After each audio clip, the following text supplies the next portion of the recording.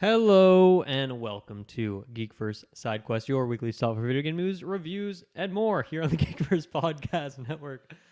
I am your host, the adhesive hunter, Dylan Musk, and I have with me Vengeance himself, Travis Snell. How's it going, my friend? Very good. I'm very excited to talk about this one. You and I have talked like a little bit, but no deep dives. And I think this will be a fun conversation. So I'm excited for this one. It's a big one. Yeah, the wait is over. Starfield Yeah. is here. Of course, me and you both picked up the early access, so we've been playing, and then for everyone else, regular Game Pass there. It drops in just a few days from here. So we're going to talk about all about that. Really not too much to plug. I guess just one thing, we did a bonus episode of SideQuest in the last few days for that Mario Direct. Me and Travis covered that, so that was really fun discussion there. Thank you to SPubs as well, who corrected me. One of the things I mentioned there is that one of the badges, like I thought you could not wall jump in that game unless you had that badge, but I guess it Okay. just gives you some bonus ability to like climb Oh, walls or okay. something. So quick Okay. correction. Thank you, SPubs, for calling me out on that. But yeah, everyone go check that out. 10 out of 10 game now, you know? Exactly. Yeah, I have Yeah. no complaints anymore. Yeah. And obviously, yeah, we're going to be talking about Starfield here. I put out a post on our Patreon to bring in any questions or anyone's thoughts, so I'll bring in a couple of those. But if anyone hasn't played the game yet, of course, and you're playing it later this week, send them on that same post. Post stuff again, because we'll be talking about Starfield again next week. We're going to bring Taylor in. And we'll talk about the other adventures that me and Travis has had in this next week here. So a lot more Starfield to come. So I think that's pretty much it. And I want to kind of just get right into this. So yeah, we're both playing on the Xbox Series X here. Travis, first of all, how many hours you got, and what level are you right now? I'm assuming you've only rocked one character so far. Yeah, but only, of course, yeah, only one. I'll be one for a while. Yeah, I'm at because I did play a little bit more when we spoke. I think I'm 24, just about to be on 25, because my save has lost 2 hours, which I will talk about Right. later on the review for when we get to certain bugs and stuff. So yeah, I'm about to be 25, and then I'm at level 22 now. So Okay. yeah, I'm level 26 right now, and nice. according to my in-game clock, I'm at 38 hours. Oh my God, we're taking different paths. So I must be going a bit slower in some ways. I feel No, like that can't be exactly accurate. main I maybe quest left stuff, the I game think. on for a couple hours. I don't know if you're like in your menu and you leave the game on, if that adds to the clock. But I Right. mean, I'm proud of it. Like I've been waiting for this game for a long time. Big Bethesda guy over here. So obviously, it's not too shocking. That's pretty much all I did this week. And today I finally was like, okay, I have chores to do. I need to go out Get back to and all reality. that. Yeah, no, because we talked about, like, I'll talk about a bit more, but I think probably because I've done more main stuff, those are always worth a little more XP. So that makes sense if I'm almost about 13 hours behind you, but if I've done a lot of main quests, those just get the like big boosts and stuff, which I was looking for because I want to add to that skill tree. Saw some Yes. things on there, so it's like, okay, what's going on here and there? So Yeah. And then I guess just a very quick backstory in terms of like our Bethesda-ness. I've talked about it a lot on the podcast, but Bethesda, one of my favorite studios, making some of my favorite games. Morrowind was the first one I played when I was like a 6 or 7 year old or something like that. And so I've just been in it for my whole life as a gamer and played everything, Oblivion, Skyrim, Fallout 3, Fallout 4, even some 76, even though it was technically a different studio there. But yeah, I played just a ton of these games in my life. I love them very much. Very excited to see like this new IP from them. And Travis, I want to say you're like a newer Bethesda like player, but technically like Fallout 4 came out 8 years ago at this point, so Yeah. you've kind of been in there for a while. But I don't think you've ever gone back and retroactively checked out any other games that they've made. So you're kind of just have played a good amount of Fallout 4, but even that has probably been a while. I think for me too. I've not played Fallout 4 in quite a while at this point. yeah, it's been a while. I've always said this before that there were games always around in my life, but I just never got around. Like, there's a couple blind spots. Like I've said, like BioShock's a blind spot of mine. Like Alan Wake's coming out, so there's a couple where it's like, yeah, just never got around to it. And Fallout 4, I think, I just remember that hype of the E3, but also just with because it was you, me. I guess Briggs wasn't on that point. I think Kirkland and I don't know if Jessica got it, but I know there was just like hype within the gaming community, and the podcast was like, okay, I'm going to finally jump in. And I love that experience. Even though I one time will go back to play 3 because everyone always says like 4 is just like a kind of copy of 3 and 3 is a little bit better. So I don't know where that is. But yeah, so I still really just one game deep in, and I've still never, I will luckily I have lots of times to try out Skyrim. Elden Scrolls sounds like it's a pretty. It's not going far anywhere. along. Yeah, so eventually I will. They're all to kind of get a bit more familiar. But yeah, I'm relatively not that versed in Bethesda. Yeah. So There's a million places this conversation could and probably will Mm-hmm. go, but yeah, if you can, give me your just top level thoughts. We obviously have a lot of time in the game now, so Yeah. what were your first impressions and how's that kind of evolved as you've been playing more? Yeah, so it's been kind of an evolving because we got it on what it was the Thursday night, Thursday at like 6 p.m. Yeah. sort of thing, so nice and early on Thursday. A lot Yeah, of time that exactly. night. So that was nice. Thank you to whoever made that decision. Do that more with video games and stuff. Even though we still get at 9, it'd be great. And I guess technically, we were saying in a couple days, it does actually go live for the public tomorrow. I think it goes live in 2 hours because it's September 5th, isn't it? When the game goes live. I thought it was 8th, but I could be Oh, wrong. maybe I'm Are they wrong. doing Okay. the Tuesday drop? That is really early access then. So there you go. So yeah, I've been playing it since the Thursday, and Thursday was really just kind of. Actually, was it? Which day was it? There's one day I stayed up to 5:30 a.m. and I'm trying to figure out which day that was. So I think it was maybe the Thursday that it did happen, and I didn't plan on it. It probably was because I feel like it was still like 2 a.m. or something, and I was messaging you, so that would make sense. Yeah. That makes sense. So that tells you that I had a very good time my first night, and it hasn't really dipped below then. It's been kind of an all-over experience as far as I've never thought this was like a bad game or anything, but just some things that are a little frustrating, some things that kind of like people have said about Bethesda before, and even stuff I experienced with Fallout 4, just like it just still feels a little dated, and you go, why are these some choices? So there's like critiques I do have, and I've had some bug issues. One in particular bug issue that was massive. So everyone, before you play, make sure you save all the time. You know, I'd say like every hour, just I know you got a lot of auto saves, but I'll tell you a story how that screwed me up. It doesn't matter. So I have some critiques, but overall it's just like a gamer and taking like the critical side and thinking about, oh, this and that. I've just had like a really, really, really good time with it. The first night I would describe where I was enjoying it, but it hadn't clicked yet. I was like, okay, this feels more. And I do think overall it's a pro or con for you. I do think it is Skyrim or Fallout in space. I do think it is that because I haven't played Elder Scrolls, but enough of people when I've talked to them about it and you guys about it and kind of see how the way Bethesda works,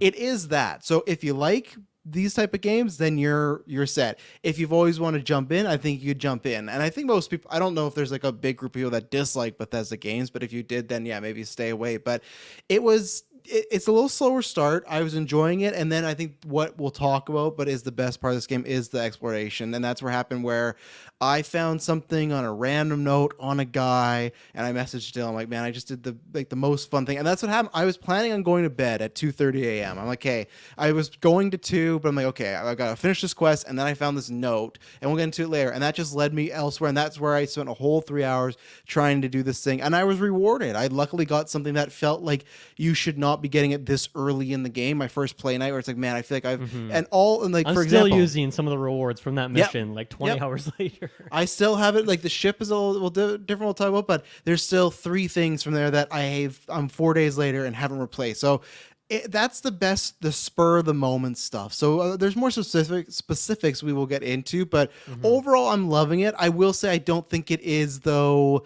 A game of a generation. I don't think it's that. I think there's some things that they didn't evolve upon. I think there's some things like I talked about where there's just choices where you go, you made this way too hard, whether it's menus, whether it's just on planets not having a vehicle to move around. There's stuff about this game where it's not a game where you can just pick up and play. You can, but there's times where you're going to be doing stuff in the menu for like 10, 15 minutes. So that's the thing where I think this game could be really fine-tuned. And I think we'll get more into no spoilers, of course. I think story is just kind of fine. But I don't know if people play Bethesda games for those, but as a story guy for me, it's not anything you haven't seen in a Star Wars, a Star Trek of there's something mysterious and you're like, okay. But overall, there's been some fun twists in there. So I'm really enjoying it. This is a game that I wish came out when I was still in elementary, middle school, high school. Like this is a game that I want to do every single thing. And that's the same thing with Fallout 4. I spent a lot of time. And I don't think I even complete everything, but I will spend a lot of time. I think this is a game that I will go back to many times in the future. I know we got Spider-Man and Mortal Kombat, but I feel like I'm going to make it at least for the next 6 months. Like, hey, every at least couple of weeks, jump in there and just go explore the planet. And that's the best part is just kind of what that Bethesda formula is, where something happens, it can just take you from one thing to another thing to another, and one thing to another, and you just you do feel like you're on a journey. You feel like you're having such a good time, and you feel like you're kind of the own maker of your story. Even though, again, we'll get to the specifics where there's some stuff about the RPG elements that are very weak, in my opinion. I was very excited to play this game a certain way, and it's not really been that rewarding that way. Okay. So, but overall, I'd say as just person that loves video games, it's definitely, if you've even seen it and you're somewhat interested, especially it's on Game Pass, it's definitely worth a download, only unless you have zero time right now, because there is a lot of stuff, maybe too much between side quests and gear and ships and weapon and outposts. Like, there's a lot they throw at you, and some stuff they don't even handhold you, and it can be a little annoying. So yeah, overall, this is another winner for me. I don't know, I'm trying to think what has come out this year. Like, I don't know if it's in. I'd have to really think. I feel like there's something else that came out this year to be my game of the year. I feel like I don't know why I'm forgetting it. So that's a bad thing. But Hogwarts Legacy. I'm trying. Yeah, I'm no, trying to think big games put you this. played. I'd put this over Legacy. Maybe it is my game of the year right now. So we'll see. Obviously, there's lots of stuff coming out fall, but yeah, really, really good time. So Nice. Yeah, I think I've had a bumpier ride with this game overall, and so I guess the way it's gone for me, the following the trajectory, is that I think the initial opening quest was like, really well done. I think those are always a fun thing to do, at least the first time. This one does seem like it's going to be a bit tiresome on second playthroughs, which is something I always think about with the Bethesda game and how quick that intro is. And that's one of the reasons, once again, why I love Morrowind so much, because it takes like 2 minutes and then you're in it and you can make new characters and all that very quickly. So I was really into it for that section, and then I think in like the first maybe 5, even potentially 10 hours, I was like really underwhelmed. There was a few things that were really not landing for me. One is visually, I don't think this game looks very good at all. There are moments, of course, when it looks great, but even when I first went to New Atlantis, some of the NPCs with their weird bug eyes, I was like, this looks awful. Like, it feels beginning of last gen. That's what it feels like. Fallout 4. It feels like Fallout 4 came out that year, and then the next year Starfield came out. It legitimately does feel like a previous gen game in that way. And yeah, I don't know. I think there are moments when it does look really good, but like, even I think the lighting is just horrendous in this game. There's some things that like really let me down in that way. The space travel was something I was immediately like, oh man, this is not working for me. Some of the exploration stuff, combat in general. And another thing with the visuals, like, if this game was locked at 30 frames per second, which it is, which we knew, I expect the game to look a lot better. If that, like, why are you locking it to 30 frames unless the game looks amazing, has a ton of detail going on, and isn't popping in, but it is doing all these things and it's still locked at 30 frames. And I think that was a big pain point for me too, is the frame rate. Generally, I think I can get over lower frame rates if they're consistent. This game is not consistent. It frequently drops below that 30. You can tell. And sometimes I'll boot up the game and we'll be running. It almost feels like 60. It's running so smooth, but then we'll just start chugging again in certain moments, or it just feels like it's honestly bugged out. And like, hopefully that is something that they can get patched out. Because it doesn't feel good. And that's one thing. Like, the combat just kind of feels worse in this game than Fallout 4, strictly because of the frame rate. It feels like almost identical on paper, but that frame rate makes a huge difference for a game feeling good. And so that's going to be like a big part of it too. But then as I played more and more, I started to discover more and more things that I was really enjoying. I guess I started deviating more from some of the basic quests in those initial areas. And I was finding more interesting stuff. I was finding some like really well-designed quests. I was starting to really understand some of the more RPG mechanics, the crafting and research system I'm really into. I'm like nerding out on that big time. Some of the customization. Companions, I feel like, is the best that companions have been in a Bethesda game in terms of, I guess, maybe variety there. There is some things I don't fully understand with how all that stuff works. But yeah, ultimately, I feel like at the end of the day, I just love the Bethesda gameplay loop. And so that's why I'm still really enjoying this game. And especially in these last few hours, I don't know if I'm getting into later game area things and things are getting more interesting, or I just found the couple quest lines or cities that I really enjoyed. But I feel like this last 10, 15 hours, I've been loving it. And I officially got to that point. But yeah, there's definitely some bumpy moments within that. And there's a lot of clunkiness and a lot of weird menu stuff going on. And initially I was was thinking that, man, I feel like with every passing Bethesda game, I like these games a little bit less. Like Morrowind is still my favorite, Oblivion's still my second favorite. Fallout 3, like Skyrim, I guess are kind of similar in that way, so that maybe breaks that chain. But then like Fallout 4 is definitely my lowest tier, and I would compare this game by far the closest to Fallout 4, which is not a surprising take. That's their most recent game, so it makes sense that their new game is like their most recent game. But you know, Fallout 4 is a game that has not aged too well for me. It's not a game that I find myself wanting to really go back to a lot. But I think in these last few hours, there's I guess just more with the world going on that I'm that I think will end up making this surpass Fallout 4 for me in that way. And I'm curious how far it can climb and if I'm finding more interesting stuff the later the game goes on. So yeah, I think I'm feeling a bit maybe underwhelmed generally speaking, but I'm still, the more and more I play, the more I'm finding stuff that I love. And even, yeah, just this, I just found this solar system that I've been playing for the last couple hours before we started here. And it was great. All these planets were super interesting, had really cool stuff to find. Some of my complaints that I was ready to come into this podcast with, these planets were so interesting and diverse that it kind of made me like, okay, I can't even say that on the review anymore because it's not true, because this planet finally broke those things I was expecting to see. So, yeah, very scattered thoughts there, but that's still how I'm feeling. I'm still in the thick of it, and that's why I think next week, hopefully with a bunch more playtime and more time to think on it, I can come in with a bit more like, solidified thoughts, but it still feels a bit chaotic at this point. I want to bring in this some impressions from one of our patrons here, the great God Loves Me 69, and his thoughts on the game so far. So he says this: I love the game so far. His first big Bethesda title I've actually tried playing through, and it's amazing. I'm curious what that means, if he's like bounced off a couple earlier ones, but that's pretty cool. To this your first one that you're having in a big way. I feel like anything I could or couldn't think of or could happen around any corner. That was a weird sentence. Every random interaction that led to an entire quest, all the little details and stuff, all of it is so cool. I've been playing around with a modular ship and base building, and holy fuck, that alone sucks so many hours out of me. I can't wait for all the time I'm going to dump in this and all the experiences that I'm going to have.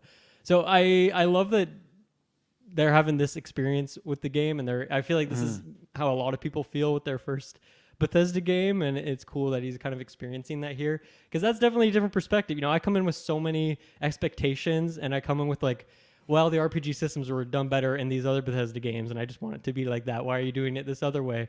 But I think that's where we are at an exciting point with Starfield, of it being a new IP for Bethesda, and they can kind of let loose from some of those shackles. They can truly try new stuff without me having too much of that, of like, oh, this game did it better. Why didn't you do it like this previous game you made? So that's a good thing to have. So I don't know where we want to start, but I just kind of want to hear about your character, and I want to hear a little bit more about your journey in terms of like what kind of quest lines, or like how you're playing this game. Are you doing a lot of exploration? Are you going hard on quests? Yeah, tell me about your character and then what you've been doing.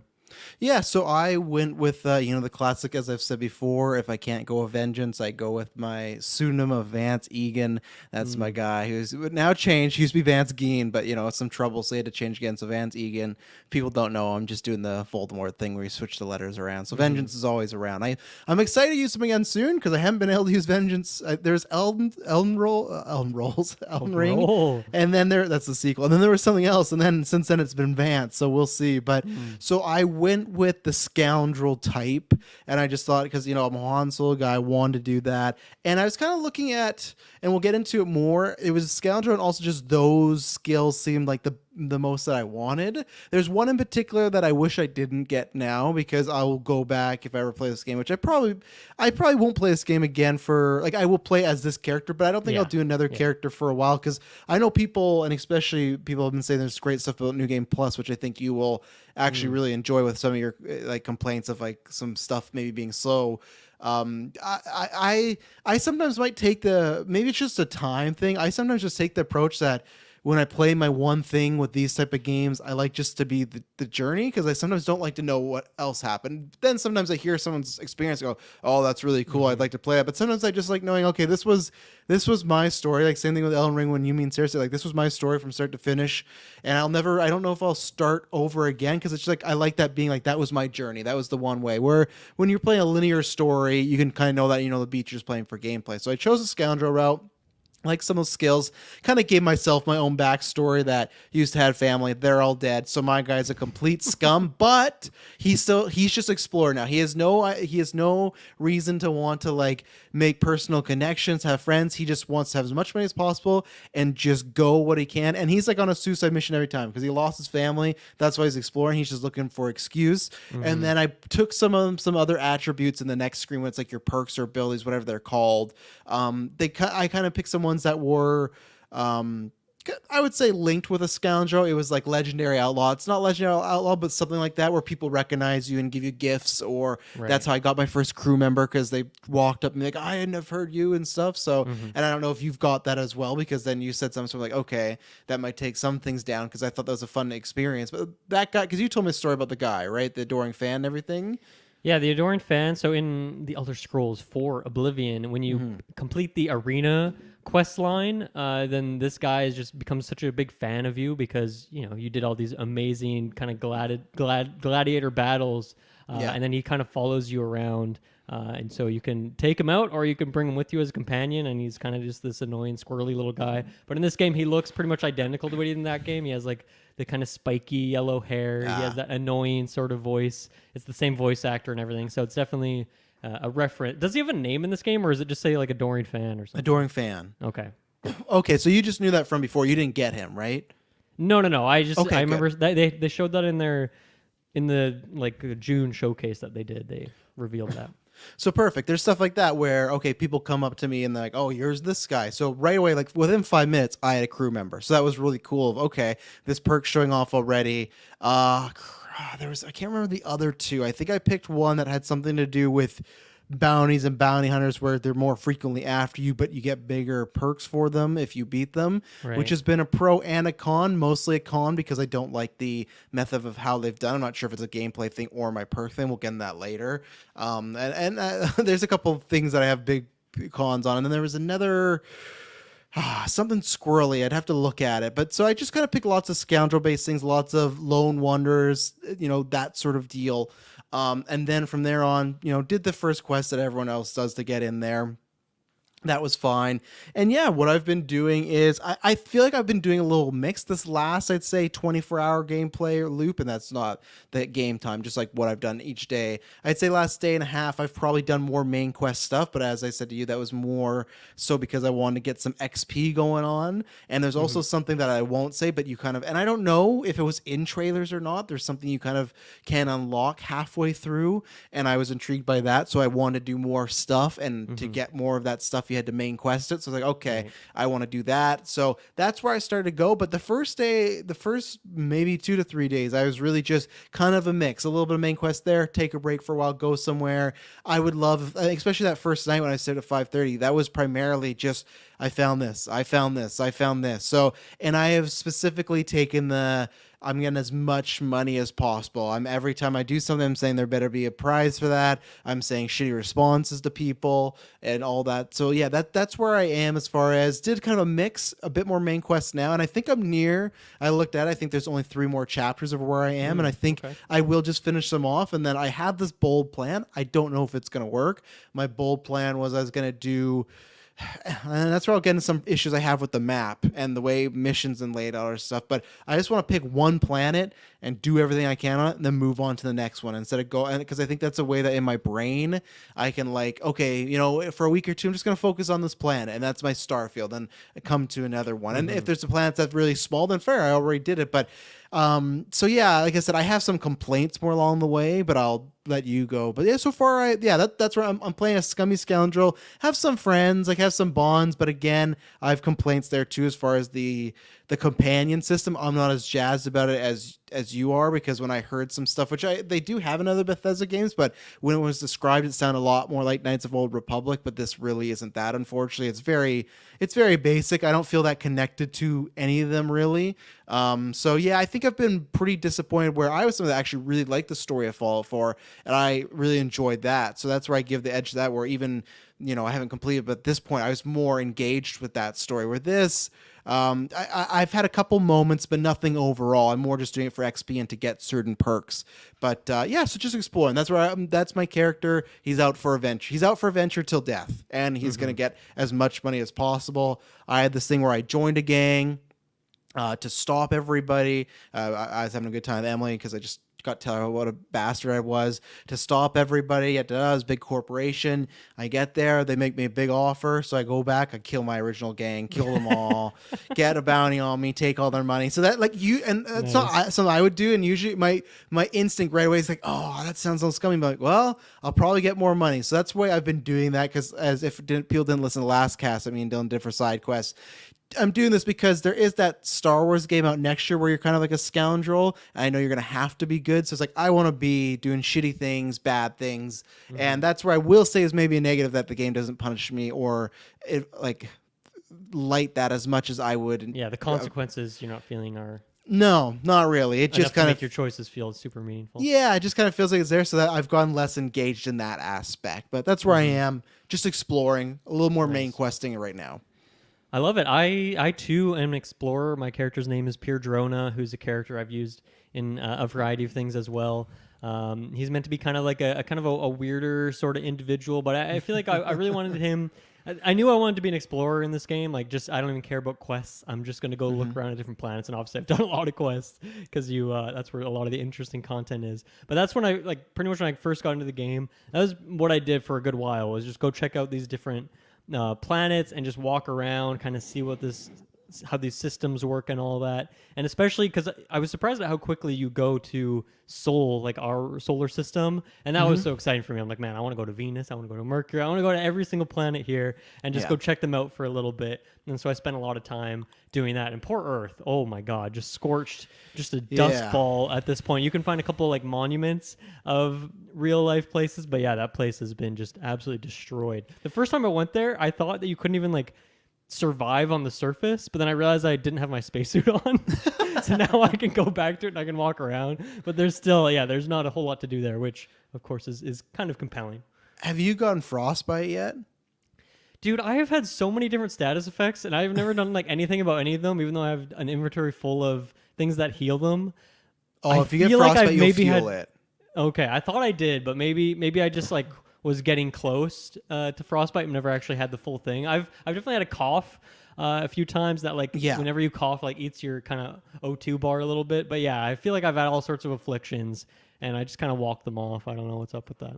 I was gonna say maybe I would say this if you got frostbite and you had to be in a battle, because that's the worst. Frostbite will your energy and your CO2 goes down really fast, and then if you keep moving with it, it'll eventually start to eat at your health bar, and it'll become orange all the way down. You can only heal to a certain amount. It really messes with your lungs. So it's something that I got because I was trying to make an outpost, and I was pulling Interstellar, where I'm like, oh, I want to make a planet, like an outpost on a cold planet. Bad idea. I didn't end up going through that. I stayed there too long. Even my gear got frostbite, and it was... There is a thing in the skill tree so you can make outposts on fully frozen planets and whatnot. There we go. Yeah. But it's pretty far in the skill tree, so it might take you a while before you get there if you choose to. But yeah, so anyway, from there, I feel like the way I set up my backstory was my character, even as a kid, he loved exploring so much that's how I justified having a really high lock picking skill. Is he couldn't explore other planets as a kid, so he would just break into houses and go look at different things. That was how he got his exploration fix.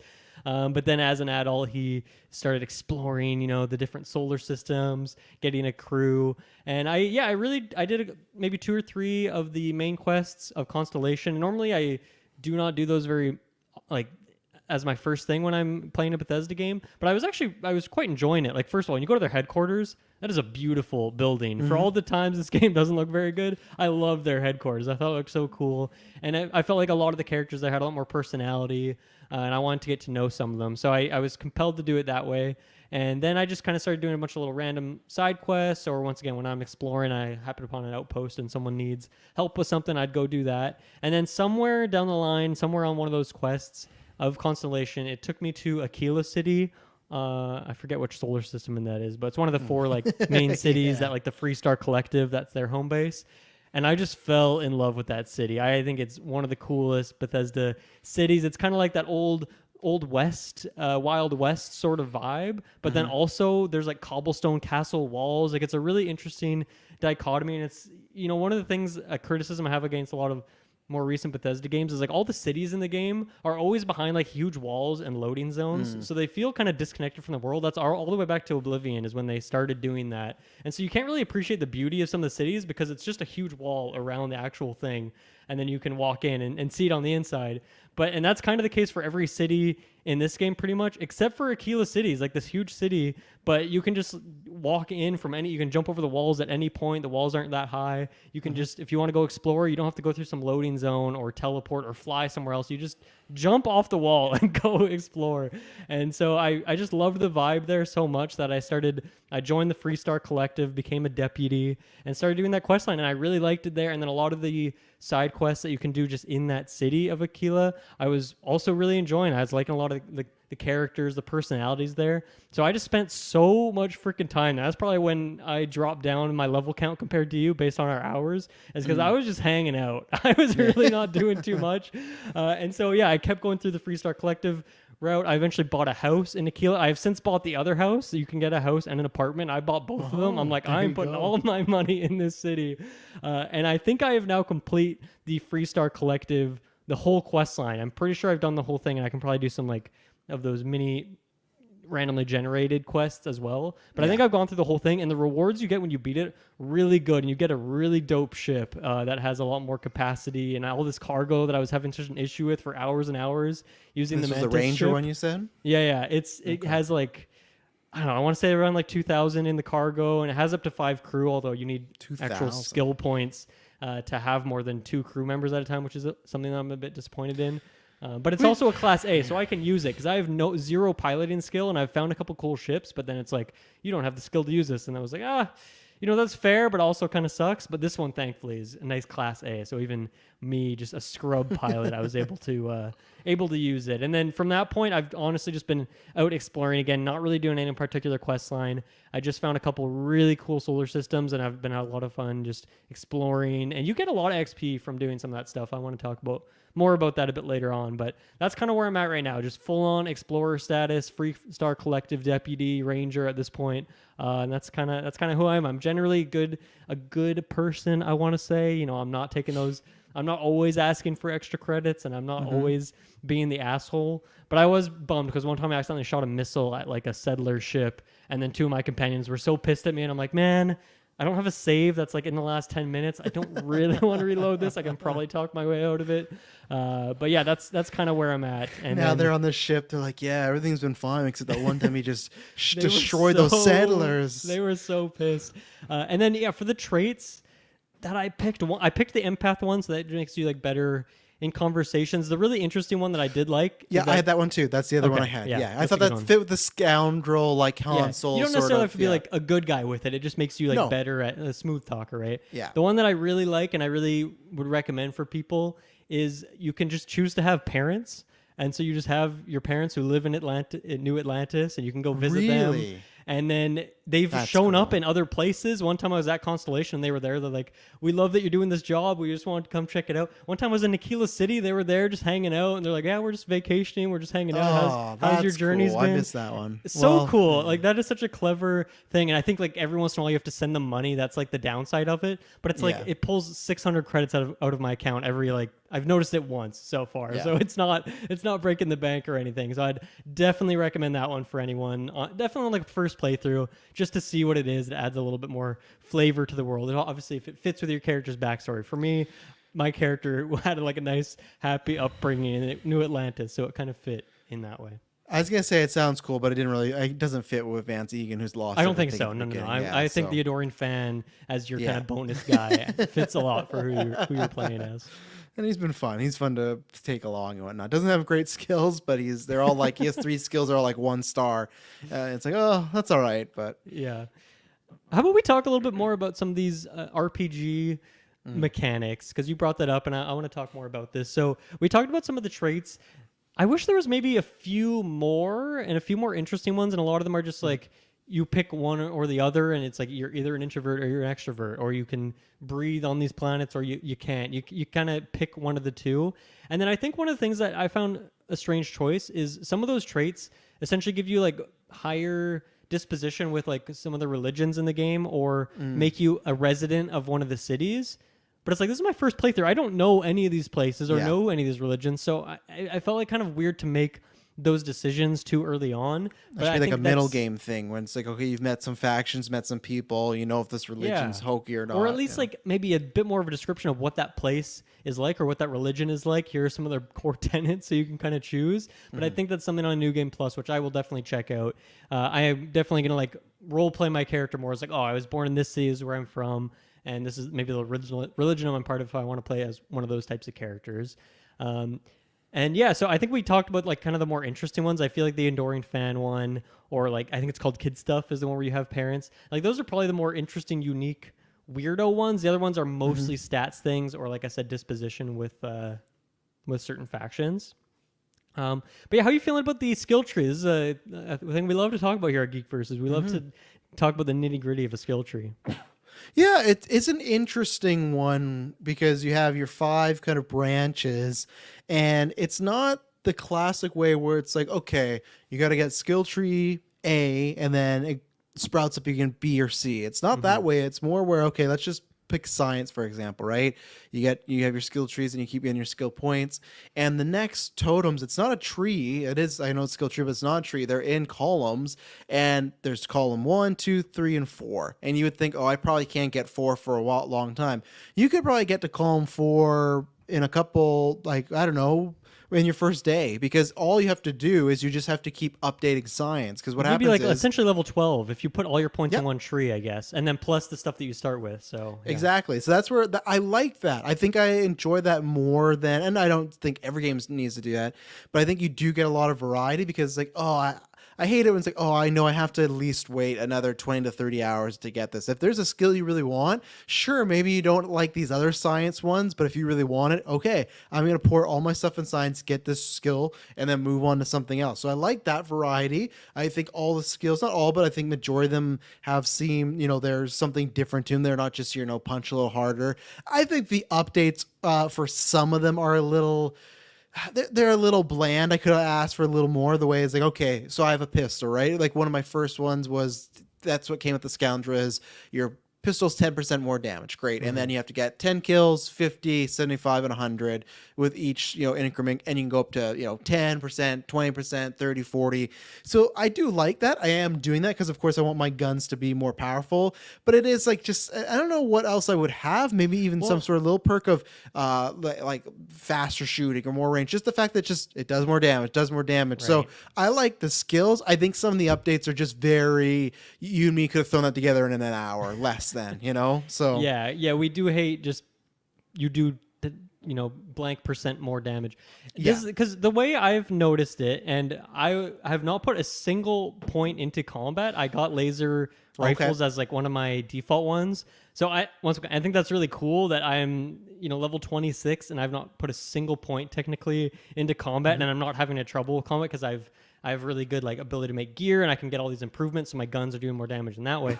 But the way, when I've looked through it, it seems like for everything, there's essentially that level 1, 2, and 3, and they aren't really that interesting. They're more like percentage based. But then it's that level 4 that gives you actually some big meaningful change. Is pistol just like an exception to that, where the level 4 doesn't give you it? Because I noticed for like shotguns, like once you get to the 4th rank of it, then you like have a higher chance to like cripple opponents, and then like I think laser weapons at rank 4, you have a higher chance to light enemies on fire. So does pistol just have like a not interesting, like bland 4th rank? No, honestly, it might, because maybe I just saw the first 3 and I've just been all percentages, because I know like the jetpack is kind of like that, where the 4th one doesn't do that much. And that's where maybe that was in my mind, where it just holds it for a little while, gets a little further. So maybe there is some ones with some special ones. I'll have to check on that for when we get back together next week. Okay. So I don't know about the combat ones. Like I said, I do know the jetpack, that was just, but I wanted that update because I use it quite a bit. So there might be a mix, but okay, that's good to know about the shotgun, because I'm coming up on 50 kills. I'm using that. I found, nice. I think it's called a Coachman or something. And I love the Coachman. Yeah, and I found some with some really good. I have my critical. I'm not sure if you have this one where every chance there's a critical. No, it's like every whatever how many rounds there's like a chance for critical, and then there's a chance for like an explosion. Like it's like Oh, a big nice. bomb That's that cool. like it's not a bomb actually, but it's just like a big kind of like Yeah. almost like a fireball, and it's really good when you get to some bigger like animals, aliens, etc. So okay, I'll look into the more of those because I Mhm. have done mostly combat, and so I guess that's fine. I guess I wish there's just other perks where put all that percentage together and make that one, make like a faster reload, make like a, or even if you could have the option of you can actually have this pistol 20% stronger, or do you want to have the clip bigger? Now I know I guess you can Mm, do some, can you do right. that because you've done more of the weapon stuff than me? Can you make Yeah. like clips bigger? Like if I can Yes. only, okay, so there you go. So I maybe I'll play around with that. We'll probably get to that. I haven't done that much because I have some issues with that, which we'll get to later. But Hmm. yeah, so I like the skill tree for the most part and the way it's done. I like the sections it's based on. I like the color aesthetically, really nice. I like the visuals of it. I like all Yes. the images. So yeah, I think overall that's a thumbs up for me.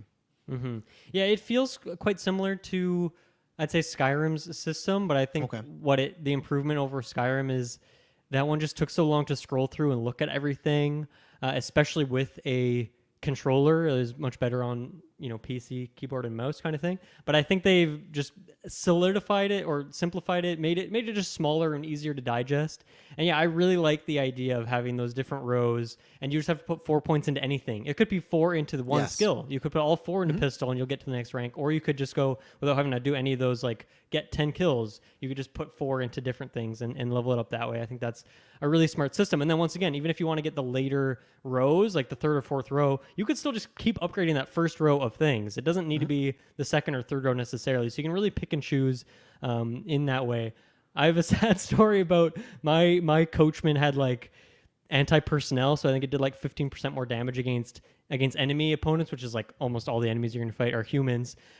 So it was a good percentage, and that was when I used that all these upgrades on it. A bug that I've discovered that I saw someone mention online, and I was like, oh, it's not affecting me, so I'm not gonna worry about it. But it's just like if you put a weapon on a weapon rack in your ship, sometimes those weapons will just disappear and they don't go to Oh. your cargo. Like it's just a straight up glitch where these things just disappear into infinity. And I didn't have it happen to me for like 20, 30 hours using the Mantis. And I think it was when I got my new ship. That bug, maybe it just happens on certain ships or something weird like that. But I put my coachman up for a bit. This is the first time I put it on the bench. I almost Oh always had it with no, me. not And the then I left, coach. came back, and it was just gone. And I didn't have really like a relevant save in the recent future to go, or recent past to go get it again. So I'm not too mad because it wasn't a legendary or anything. It was just like a blue, like uncommon, I guess. Okay. But Yeah, yeah, that's I got a yellow. I guess I for got it. Yeah. anyone, yeah, do not use the weapon racks in your ships until that Okay. bug is fixed because that sucks. Thankfully, I didn't put anything. I didn't put any legendaries on the rack, and now I'm never going That's to put good. anything on them ever again.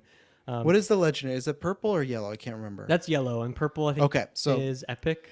And then okay, yeah. yellow I think is the highest. I haven't seen anything above that if there is. Okay, yeah, that's what I got my coachman as and Oh, I got nice. that That's really sick. early on, and that was like the 3 perks. So that's been my go-to. I became like Ash Williams from Evil Dead. I was like, the second I got that, it's definitely the gun I've used the most. I haven't just been doing the skill tree update for it because I want to get more powerful, but there's just been some certain things like I didn't even see it before, and the one that I'm spamming right now, I already updated twice in like 2 hours, was the I can't remember what it's called, but it's the one with the store when you sell items Oh and you yeah. get you can get stuff at 10% higher and sell it for 15% higher. Have you done That that was like one? one of the first things I got. I Yeah. think I put 2 ranks into it, maybe just one, but I was like, yeah, I definitely want some percentage here. This is going to pay off in the long run, so this is Oh definitely worth yeah. it. I hadn't seen that, and I did that in just one store. I did the 25 and the 50 because I trade a lot. That's why the first night I asked you, I'm like, I need to know, like, and that's where we'll get into some loading screen stuff and some menu stuff. But I constantly am stopping.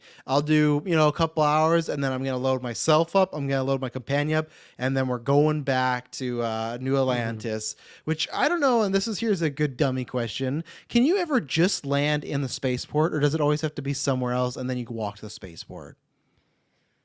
I don't always, but you can land at just the spaceport. Once you've discovered an area, you can How? like, Because like whenever I look at it, it says like New Atlantis, Yeah. and then it's like the Lodge, like the Mast, Residential. Yeah. So and I even thought, oh, it's just New Atlantis, but it never just gives me spaceport as an option. I always got to land somewhere and then run. I'm over pretty to sure just spaceport. the New Atlantis one is the spaceport. I Like, swear I've tried that. It takes me up to like close to where the middle of the lodge and whatnot. I'm gonna try it, and then I'm gonna send you an image. I'm if that pretty happens. yeah, because I'll try it I think tonight. I've bumped into that same thing, and I'm pretty sure.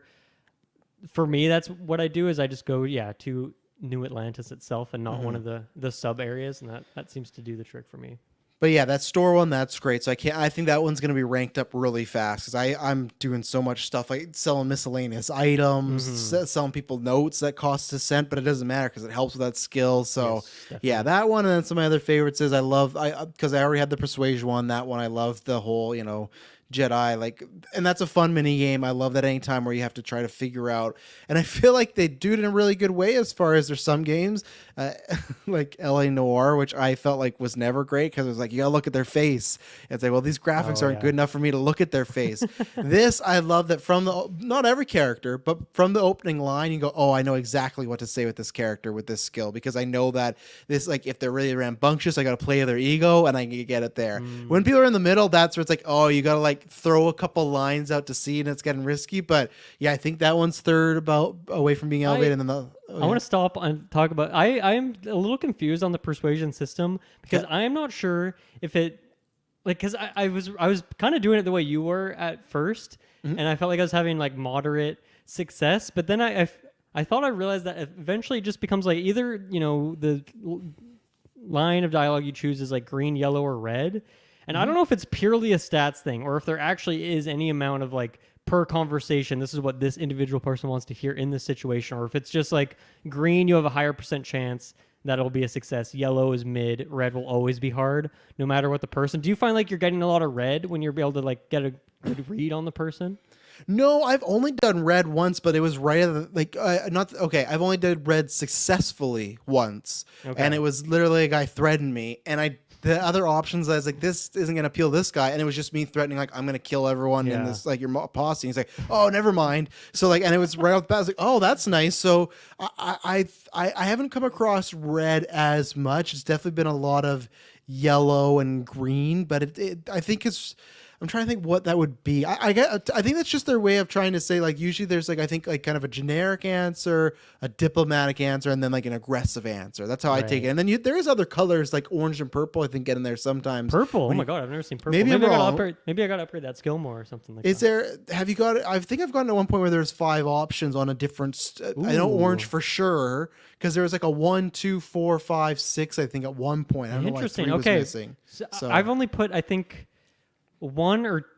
maybe just 1 point into persuasion itself. So maybe that's something as you level it up, maybe you get a bit more options. That would make sense. I'll say I've at least gotten 4. At one point, I at least got 4 because I literally had to scroll down. I think I've seen 4 options before, but I've never seen anything other than green, yellow, red. So I've definitely got another color. So yeah, no, I like that. That's lots of fun. That's a good mini game.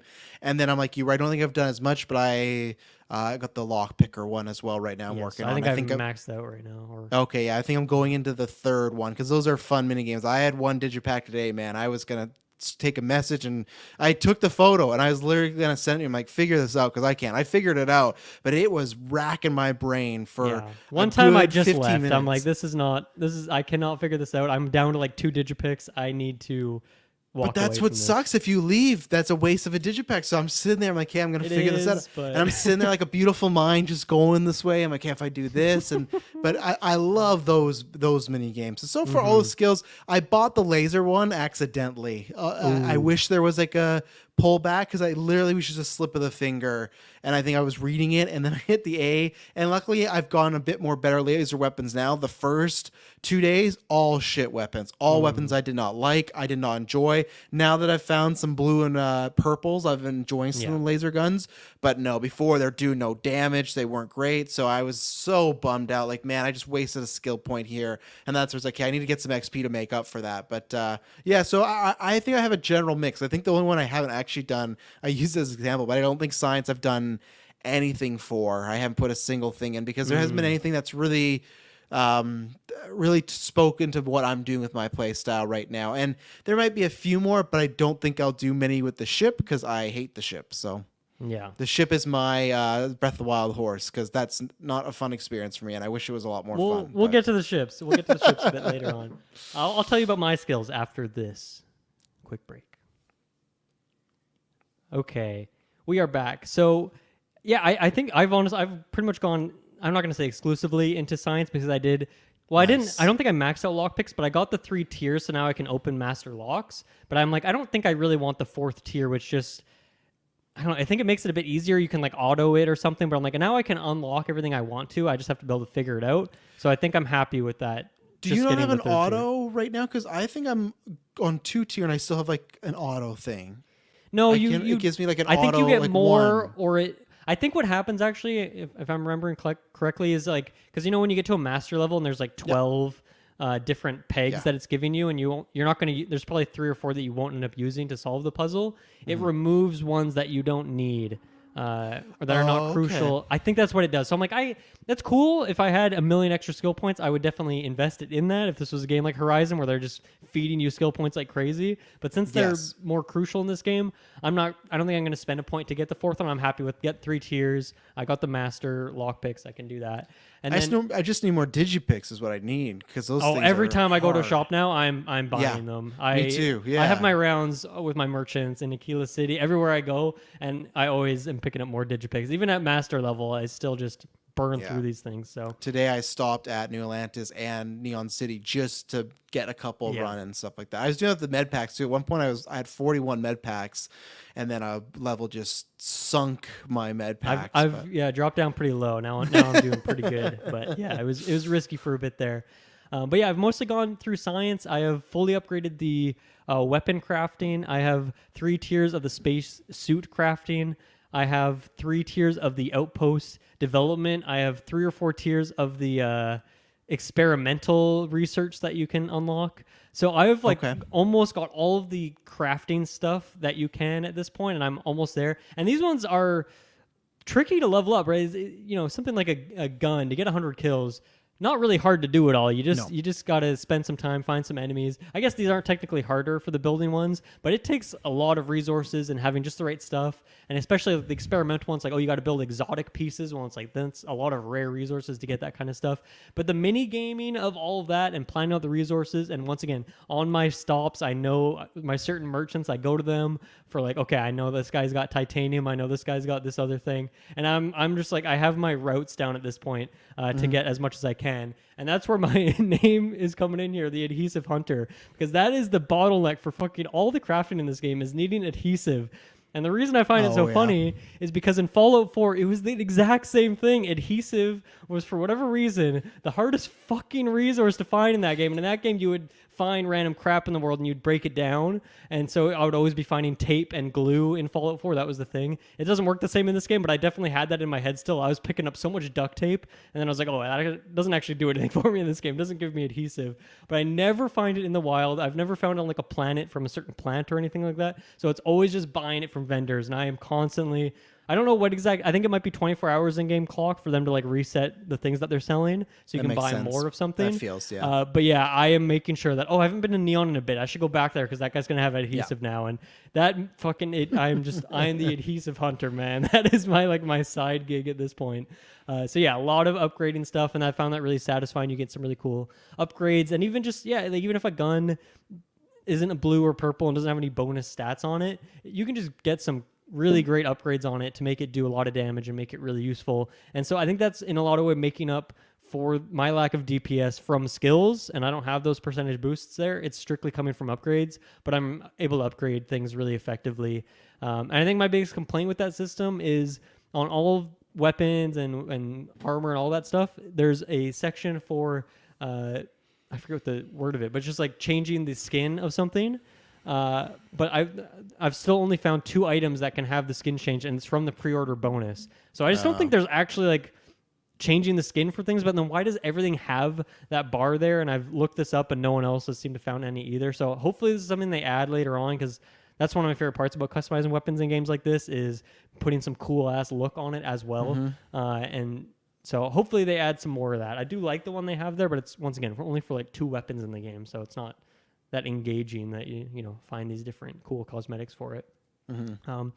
One thing I think is really interesting about the skill tree is that a lot of very basic things are tucked away in the skill tree. So, for example, to have a meter to tell you if you're in stealth or not, like just the basic stealth feature, you would think if you crouch and it tells you whether or not you're in stealth, like that's, you have to upgrade the stealth skill to be able to have that show up. Or another thing is like the combat slide. You know, if you run and then crouch and do like that slide, which is like in every first person shooter these days, that's tucked away in a certain skill. And I think that's cool that a lot of these very basic things are kind of put behind certain skills. So you have to upgrade your class that way. You have to invest skill points to get some things that would feel kind of basic. And so I think after I'm done some of these crafting ones, I might go with some of my points and just go back and get some of those tier 1 things just to get some of those basic things to increase your moveset. And even like, you know, jetpacks, to use jetpacks, you have to get the jetpack training skill point. So it doesn't seem like it costs that much to invest your points in some of these things. But I think that is interesting that they chose to do that. And it makes your starting class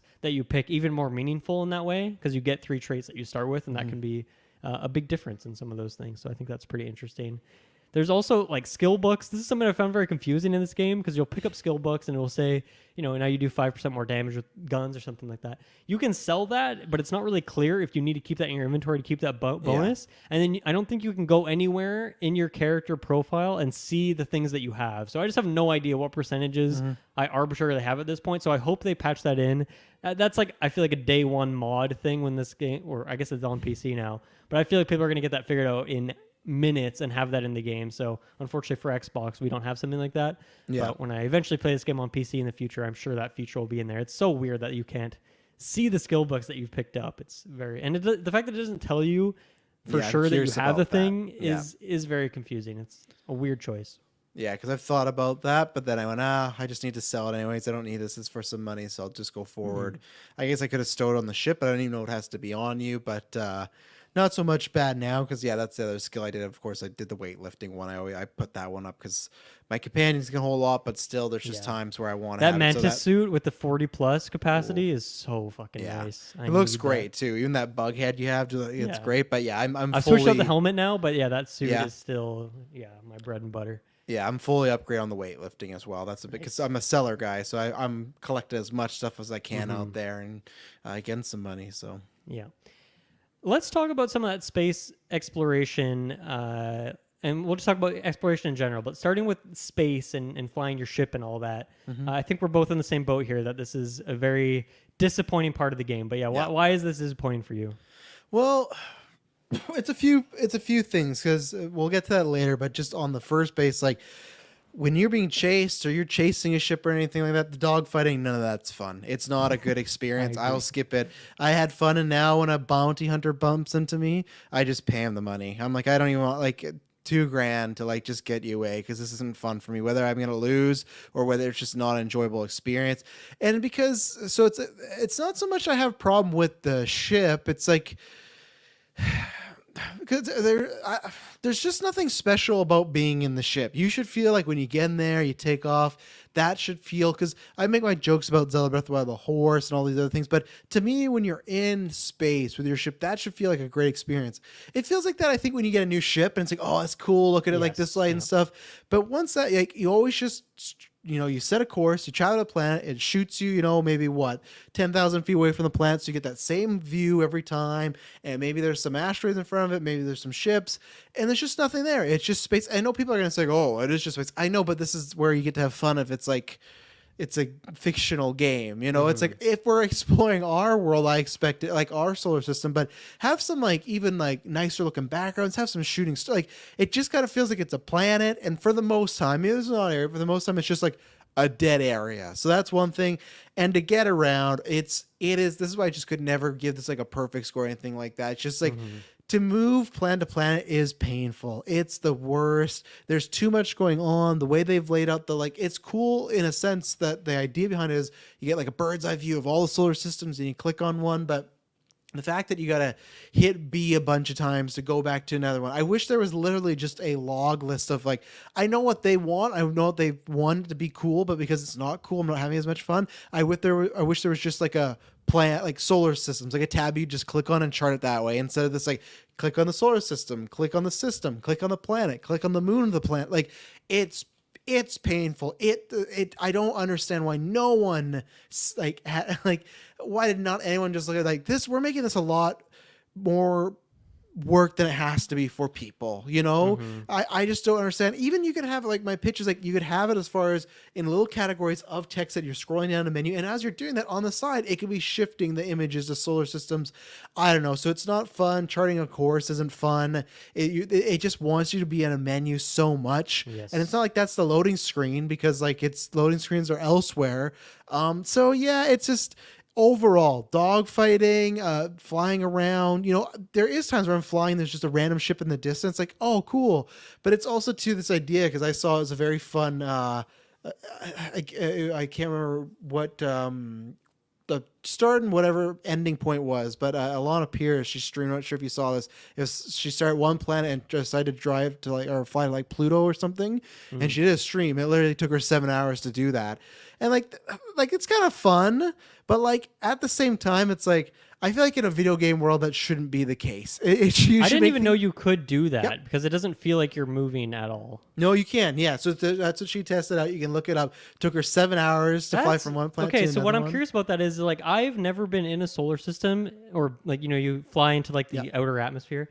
I've never been able to like see another thing, right? So, it's always the planet, and you can see the sun, but you can't even ever see like a moon of the planet that you're around. So how does that work then? So this is the thing. When she got to Pluto, it was empty. So it's because she took that way. It said she was at Pluto, but it was just an empty game space of stars. So she would have to still like set the course to get to the actual planet. So I agree with you too. It just looks.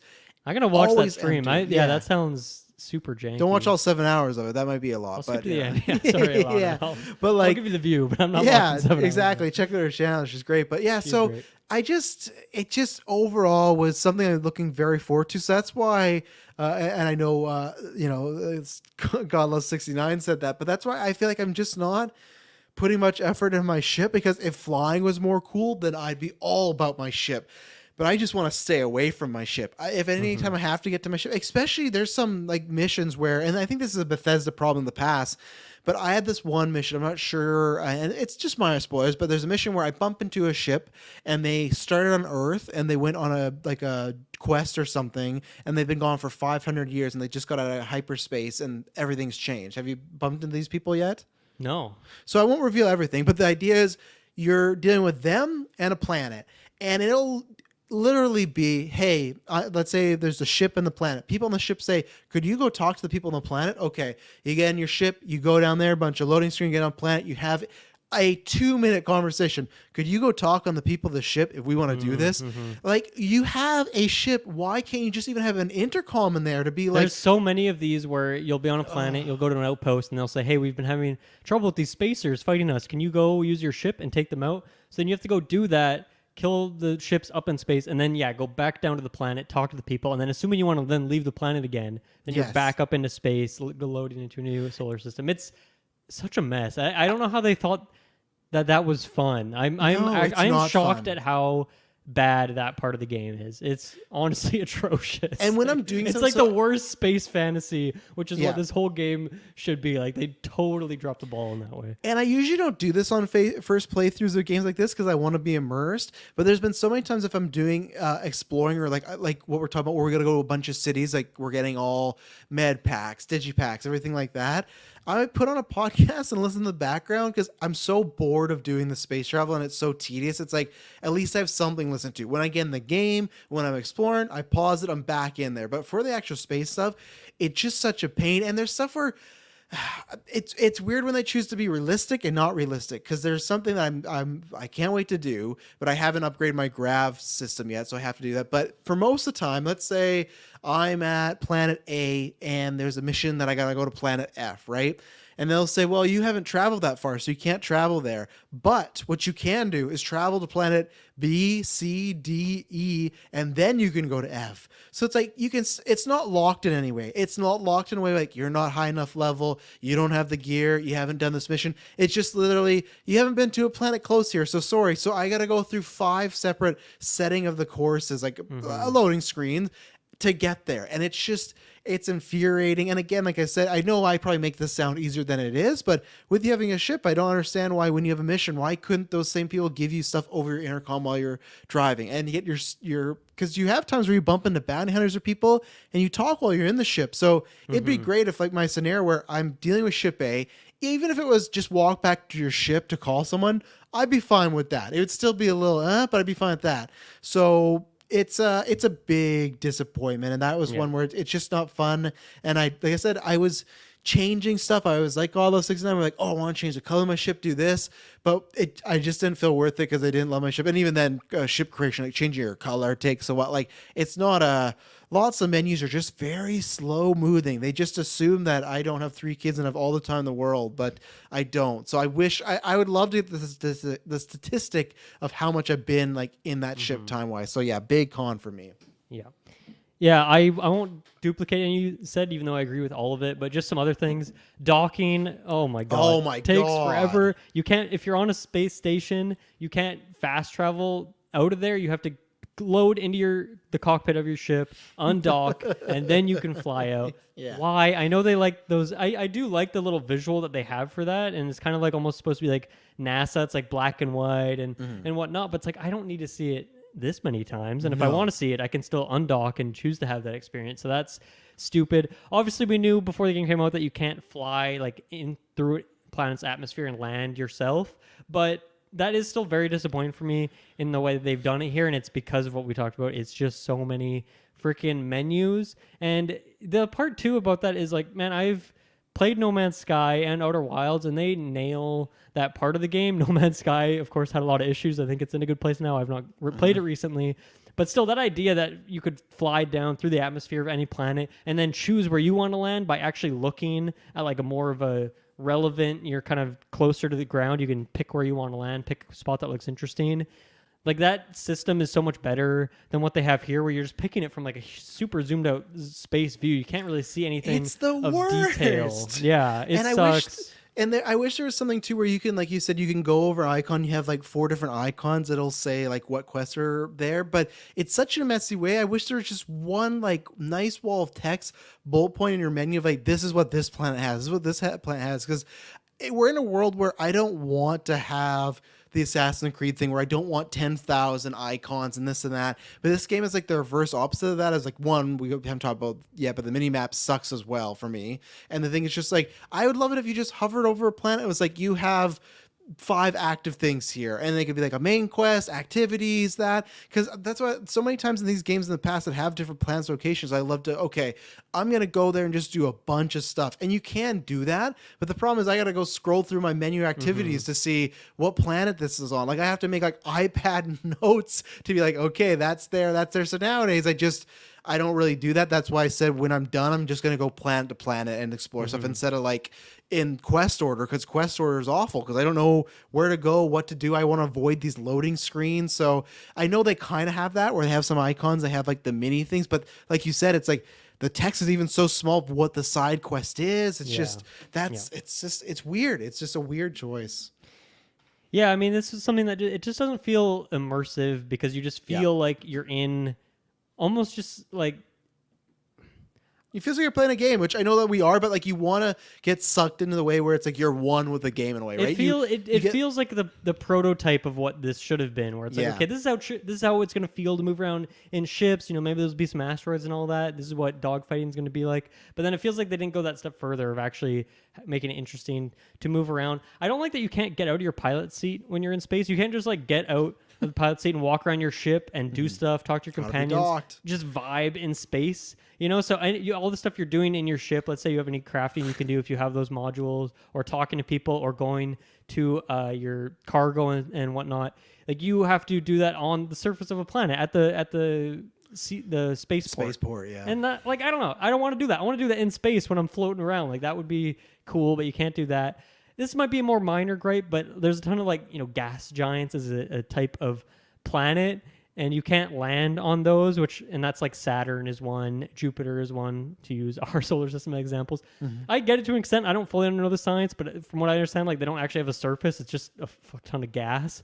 But I still want to be able to like fly in and look around or something. But of course you can't do that because that's just not how this game works. So that's disappointing to me that once again, that number, I don't need 1,000 planets in this game, that number that Todd threw out. But that's the number they did throw out. And the fact that I'm sure a ton of those are things like Jupiter, which is like, oh, but you can't actually interact with Jupiter anyway. So that just, it's like, it seems like it's there just to inflate the number. And obviously you want Jupiter and Saturn because they actually exist. But then I see so many of them and they're always the coolest looking planets, the ones with the huge rings or the really cool colors. You can never land on those ones, but then you can't even like go to a moon around it and then look at the planet. You can't, like, there's just, I don't know. I feel like once you're on planets, you can't look up and see anything in the sky that tells you you're in that solar system. You can't see other planets or moons. You can once again just see the sun, and even that doesn't move in like a logical way. It's just like arbitrarily in one spot from what it seems like.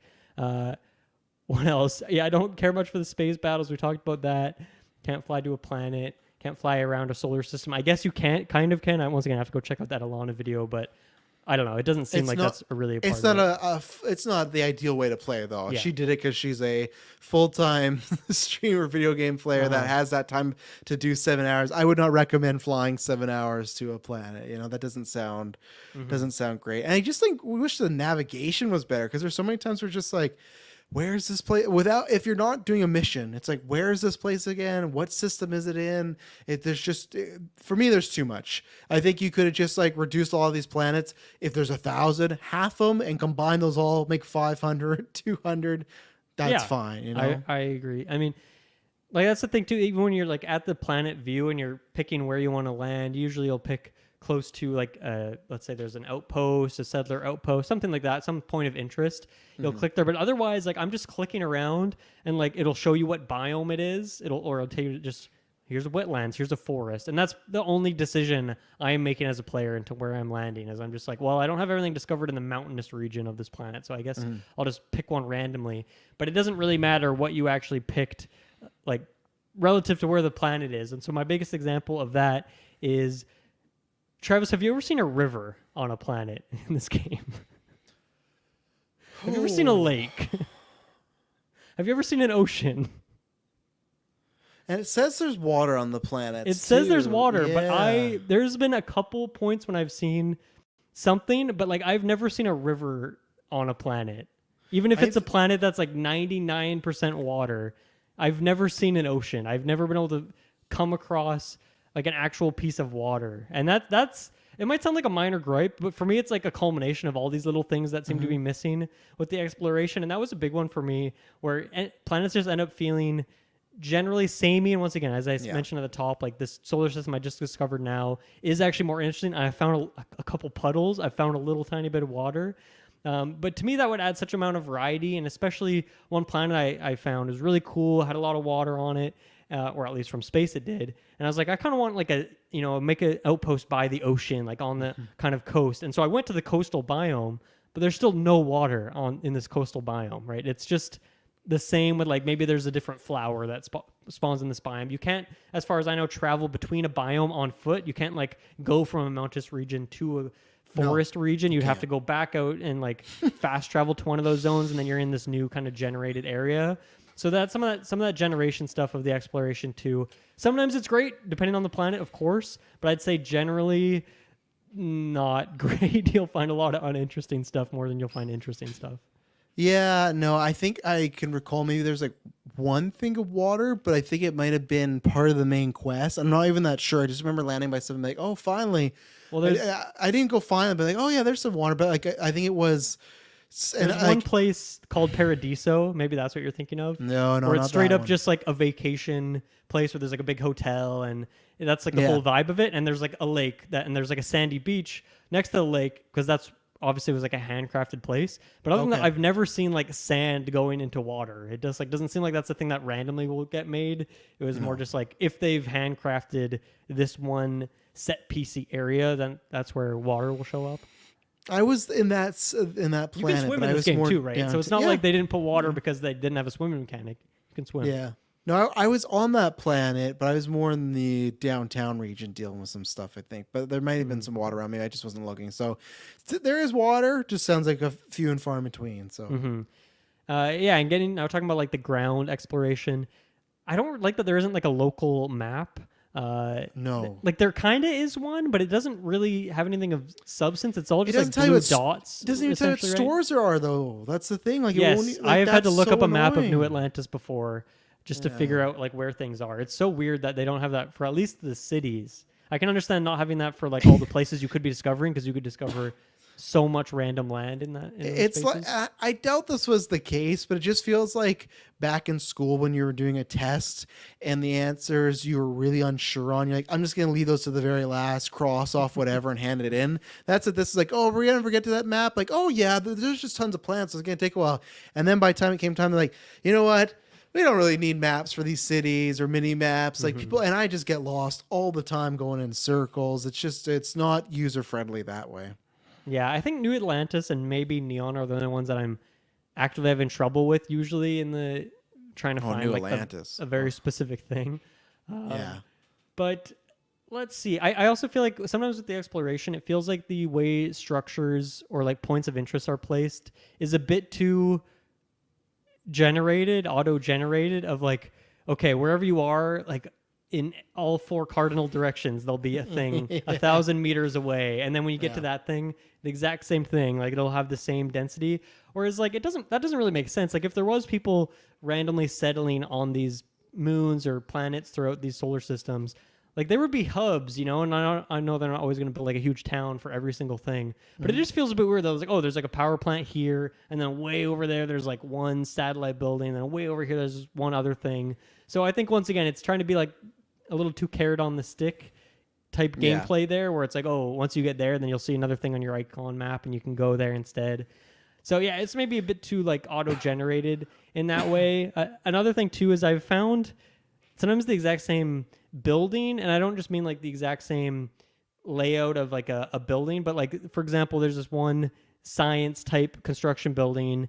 Found it once, went through it all, and then I found it on a whole other planet, a whole different solar system, and even down to like I remember where certain bodies were, like a scientist's dead body was like crushed under this one piece of metal. And then like all the bodies were in the exact same spots. And I even remember like, man, I know in this fridge there's an antique toy. Open the fridge, there's an antique toy right there. Like it was the exact same thing, just like copy pasted.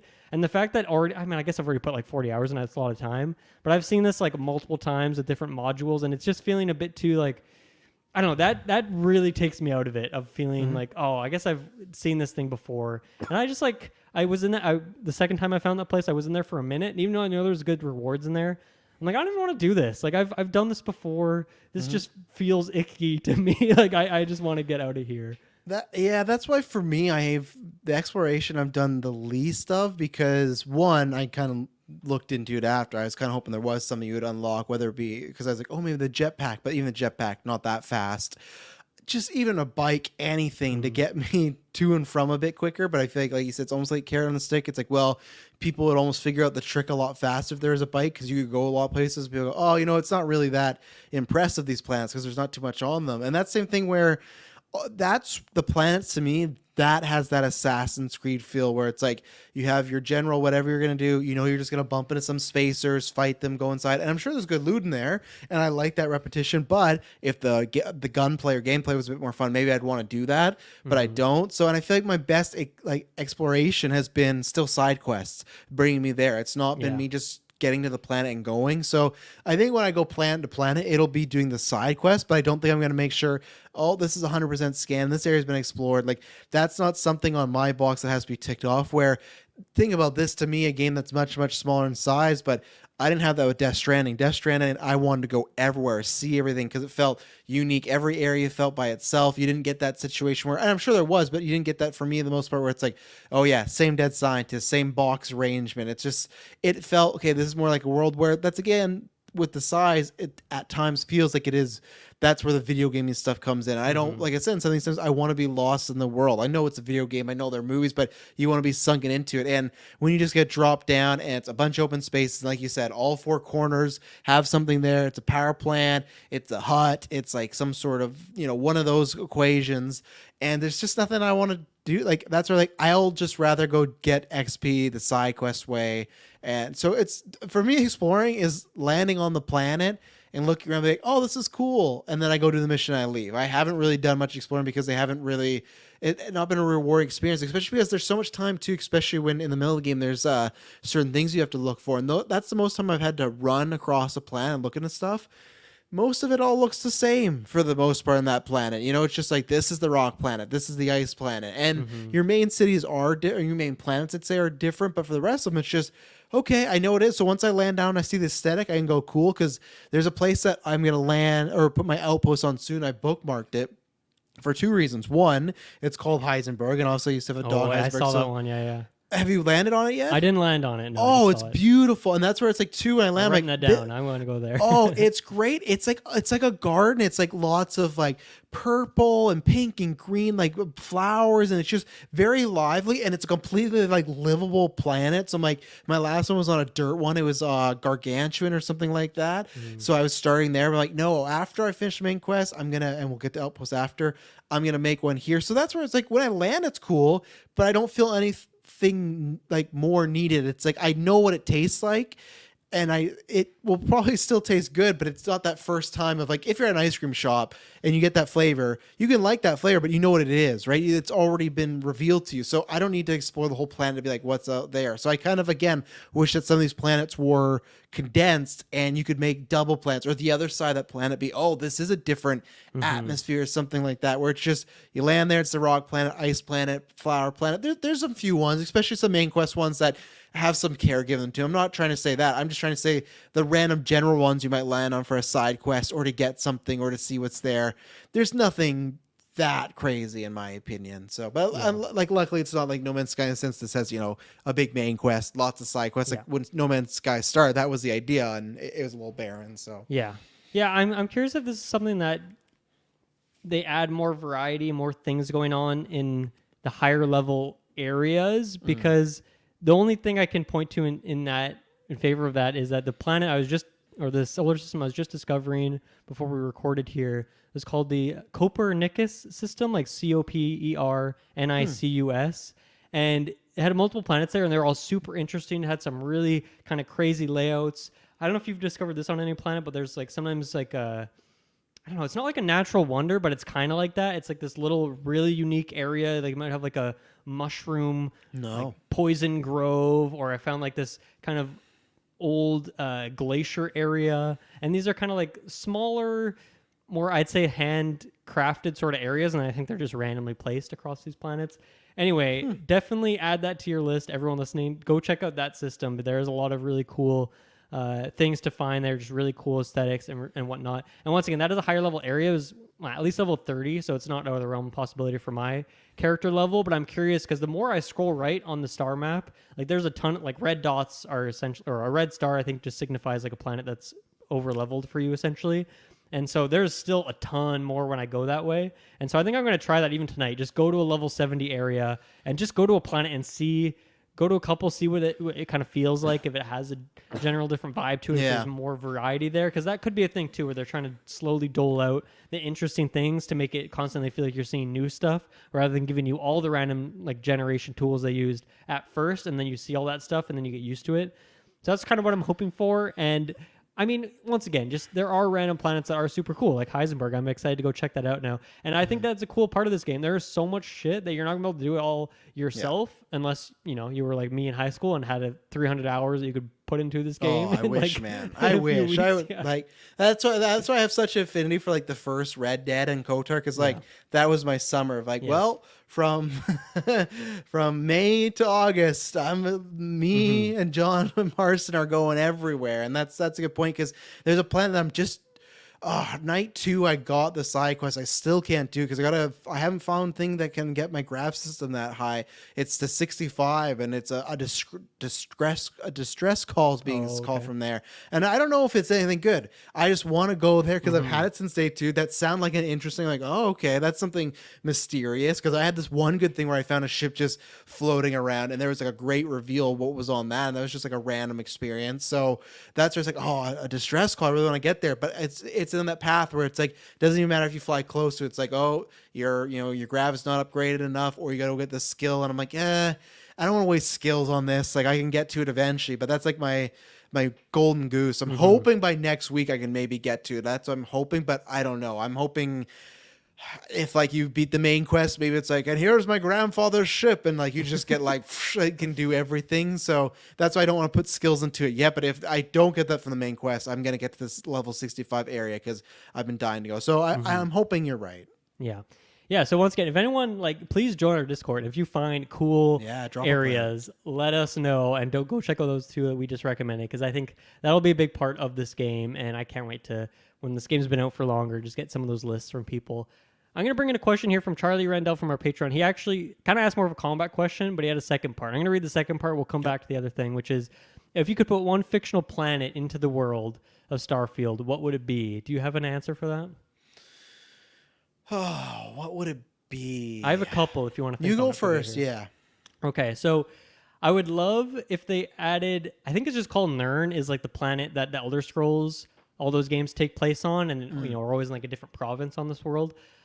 I could see it definitely being in there. I haven't seen anything yet, but I've also tried not to look up too much about this game before we did this episode, and I think after this I'm going to start looking up some more, see if there's any must-do quests or must-see planets. But yeah, I hope they have Nirn in there somewhere, even if it's kind of like an Earth thing where it's since been destroyed or changed, and you know, we'll say the Elder Scrolls time was like millions of years in the past. I would love to go to that planet and see a couple of those areas, go visit Morrowind and Vardenfell, go see what Cyrodiil is looking like, or Skyrim have like some snowy mountain area. Even if it's once again the kind of generic generation that this game has, but with just a few hand-picked touches or like a couple cool structures from that. That would be really cool. And I think lore-wise, like, I feel like everyone would be okay with that. We could even say that, you know, with the state Earth's in, like maybe Fallout is, you know, took place in this universe. Who knows what's going on there? But yeah, I was gonna say you could just say that was like Earth went to I know shit, there's other you know? lore for what actually happened, but but in the back of my head, I'm thinking, oh, maybe it's in the same universe. Yeah, but did they ever say the Fallout world, like Earth became good again? You know, like you could just say years. I like guess there's no ending to Fallout, right? technically. I'm just saying you could say that it didn't. You know, eventually it just became a like a wasteland. Like it is a wasteland. But I mean, like just nothing. That's what I had canon myself. So. And then I would love to see just any sort of crossover content, I think. So a game like once again, Outer Wilds, that is my favorite solar system ever. That is the coolest game. And even though this game would not do the same mechanics as those planets have, because that's, you know, a whole can of worms there, I would love to see even just a reference of that, bring that solar system in, make it some like DLC or crossover thing. And I think that totally works. Like you can just like drop a random solar system somewhere. And this is what modders will do inevitably. They're going to just add new solar systems, so new planets and whatnot. But I would love to see any or all of that solar system from Outer Wilds. And then even, you know, the Outer Worlds, which I think that one is more likely because that's within the Xbox umbrella, within that world. But I'd love to see that solar system. I think maybe it's Halcyon is the name of the solar system, or that's one of the organizations or something like that. But anyway, even one or multiple of those planets popped in there, I think could be really, really cool. And obviously you wouldn't have all the same levels and structure, but even if you just within this generation system that they have in Starfield of like, oh yeah, this planet's really purple in that game, and there's like this kind of sort of structure, just turn those numbers up, get those dials going. I would love to see, those would be my top ones, but I think Nirn most of all. I'd love to see the Elder Scrolls planet represented here, even if it's not like, oh, it's the same universe, but it's just a fun sort of semi-reference. I think I'd be okay with that too. So those would be my top picks. Yeah, so I obviously, like, I didn't go in the way of thinking that anything could realistically, but obviously, like you said, with mods they could do that. So I just went with two. I went with two movie ones. One might surprise somebody, but you know what? I picked Pandora just because I don't like Avatar. Yeah, I don't like Avatar, but that would give me some R&R, but that would give me what I was talking about, where I want planets that are a few different things together. And we know if planet like Avatar, there's like the tree people and the water people. So that's what I'd kind of like, if you're exploring that, there's different sections to it. It's all tree, but it's not just this is the green plant, this is the water plant, that'd be that. And then just the fact of, I feel like maybe this could be later on, but it's something that's missing. It's something I liked in Breath of the Wild when you kind of got to volcano stuff. I would swap and take Star Wars Mustafar, you know, where Anakin gets all chopped up and becomes Vader. Like a big, hot, magma, volcanic-like planet. And there could still be one out there. I found like a volcanic type for planets, but I haven't seen like a volcano or lava or anything. I think it's just like there might be a geyser that's shooting out steam. I would like one where you need an extra padded suit, whether it's for heat protection or just melting protection. I love it if you have something like you could only be on the planet for a certain amount of time. Like you get an hour on this planet, and once you go past that, it's over. So even if it's not Mustafar, like a Mustafar type where it's just hot and red, because I remember that you know, Breath of the Wild, I enjoyed that aspect a lot of, like there were certain areas where it's just like, okay, you got only a little bit time here to make your move. So something like those two, but I'm pretty happy with trying to just see what we can get to here first. But yeah, I mean that's, or once again, like this is the first game of a new IP, and I would love to see, like, in terms of a sequel, in terms of what kind of new things they could add to planets. But that was a bit of a bummer where there is the moon of it's a moon of Jupiter called Io, and it's in this game, and in real life that's just like a fucking volcano world. It's crazy that this exists in our solar system, and I was so excited to go there and see that, and like even just on the map when I saw that it was in the game. Then I went there and there wasn't like anything really going on. I don't even think it's classed as volcanic type. And I understand this takes place in the future and whatnot, but I still think that they should have done it. That would have been a fun thing to see. Maybe that's like something too soon to see in the game because you got to that solar system really quickly. I'm not too sure. Let's take our next quick break here, and then we'll talk about some combat. Okay, we are back. So let's talk about a little bit of combat here. I'm gonna bring in Charlie's question right now, and then we can talk about some other stuff. So, what do you guys use to heal in combat? So many times I use a couple of my med kits, and none of the other items seem to do much at all when it comes to HP regeneration. Am I doing something wrong, or have you guys experienced this as well? So, I mean, for me, it's mostly is med packs, and there's like at least the 3 tiers of them, and then there's like special ones that might, you know, more limited use for special healing. I know that there's obviously a lot of food in this game, but it's like heals you for 3, heals you for 5. It's pretty inconsequential. For the first few hours, I was definitely gathering a lot of food and using that. But then eventually it's like, oh, this is so much menuing. It's not really worth it. So I'm at a point now, Charlie, where I have so much med packs that like that's not really an issue for me. Like I'm just using med packs, and that's always doing the trick. And then on top of that, I would say that within the crafting skill tree on your suits, you can get some things that increase, like you can get auto healing for the suits. And I don't know if there's anything you can get for the helmet, but you can do a couple things that could increase your healing capability. Plus, there might be like a suit random stat you find on if you find like a purple that you can give you science, that healing stat? Because I might want to throw that on there eventually. Yeah, it would be in science in the spacesuit upgrades. So I guess technically you could find one that has those stats, but why not put that on the Mantis suit that you have right now? You know, you can get some, there's like 3 or 4 different healing options you have for one of the mod spots there. So that's one thing I would say. And then I think, you know, for the food, I think that could be a bigger way to go about it if you put points into those skill trees. So if you spec out the chef upgrade, or I think gastronomy is what they call it. You can pick chef as your background, then it would give you gastronomy. So if you upgrade that, I know you can make more food options. That's the craft, and I haven't upgraded at all. I haven't upgraded my pharmaceuticals or my food at all. So I'm guessing if you do that, you could probably, as the chef, make a bunch of one food item and then hotkey that thing so that you could use it more easily. But as it stands, it's like you have so many random different food things. You would never hotkey all of them onto your quick bar stuff. You'd only ever like probably put your med pack on there, which if you haven't done that, definitely do your med pack. Yes, that makes it a lot quicker. Yeah.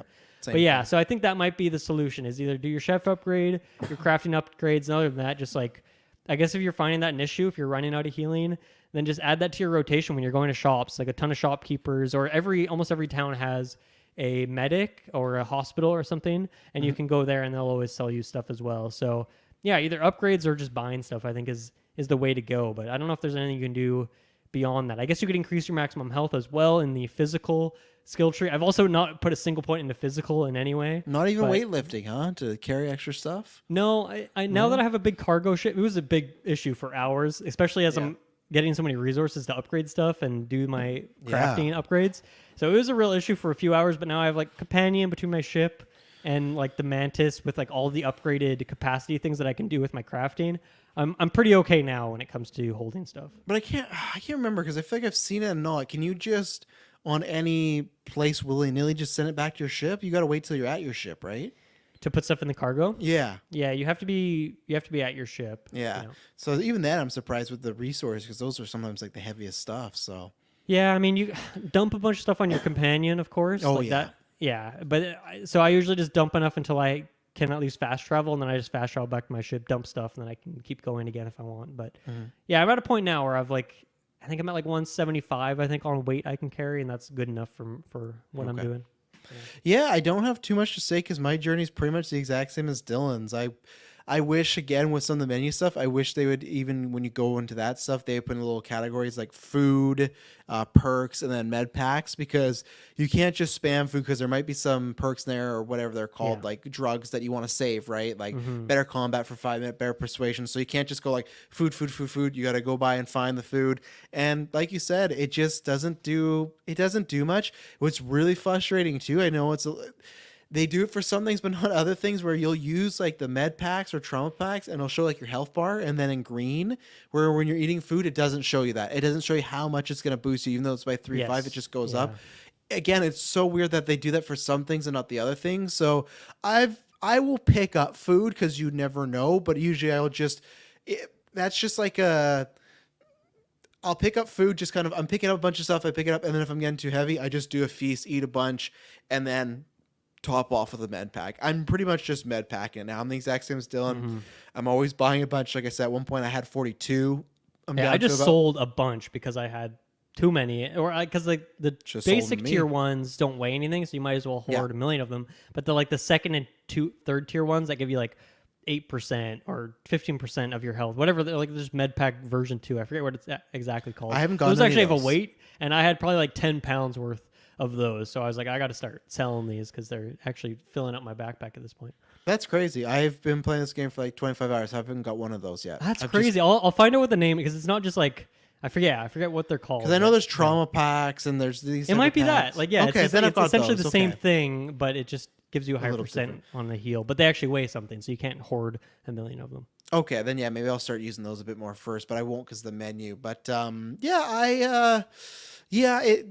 I'm just a med pack guy. That's all I do. Just buy a bunch and use like I buy a bunch of the free ones, or not with the waitlist ones, like Dylan was saying, and I just do on those. So yeah, I don't think there's maybe like, I think Dylan's suggestions are good, but I think it's just pretty much you're just living in your med pack life, and that's about it. And I guess it's not really much of a critique for me. There is points where I actually am happy now that I'm down some med packs, because for a while I felt like I was just kind of invincible. I had 42 and I was rocking, but I went through the Mantis, which everyone will go through hopefully at one point, and I was living on apples and oranges. Like I found that at a very low level, and after that I was like, okay, I'm gonna have as many med packs. I like overcompensated and I never want to be. And I was happy because there was an actual main quest thing that was really taxing, and because I had 42.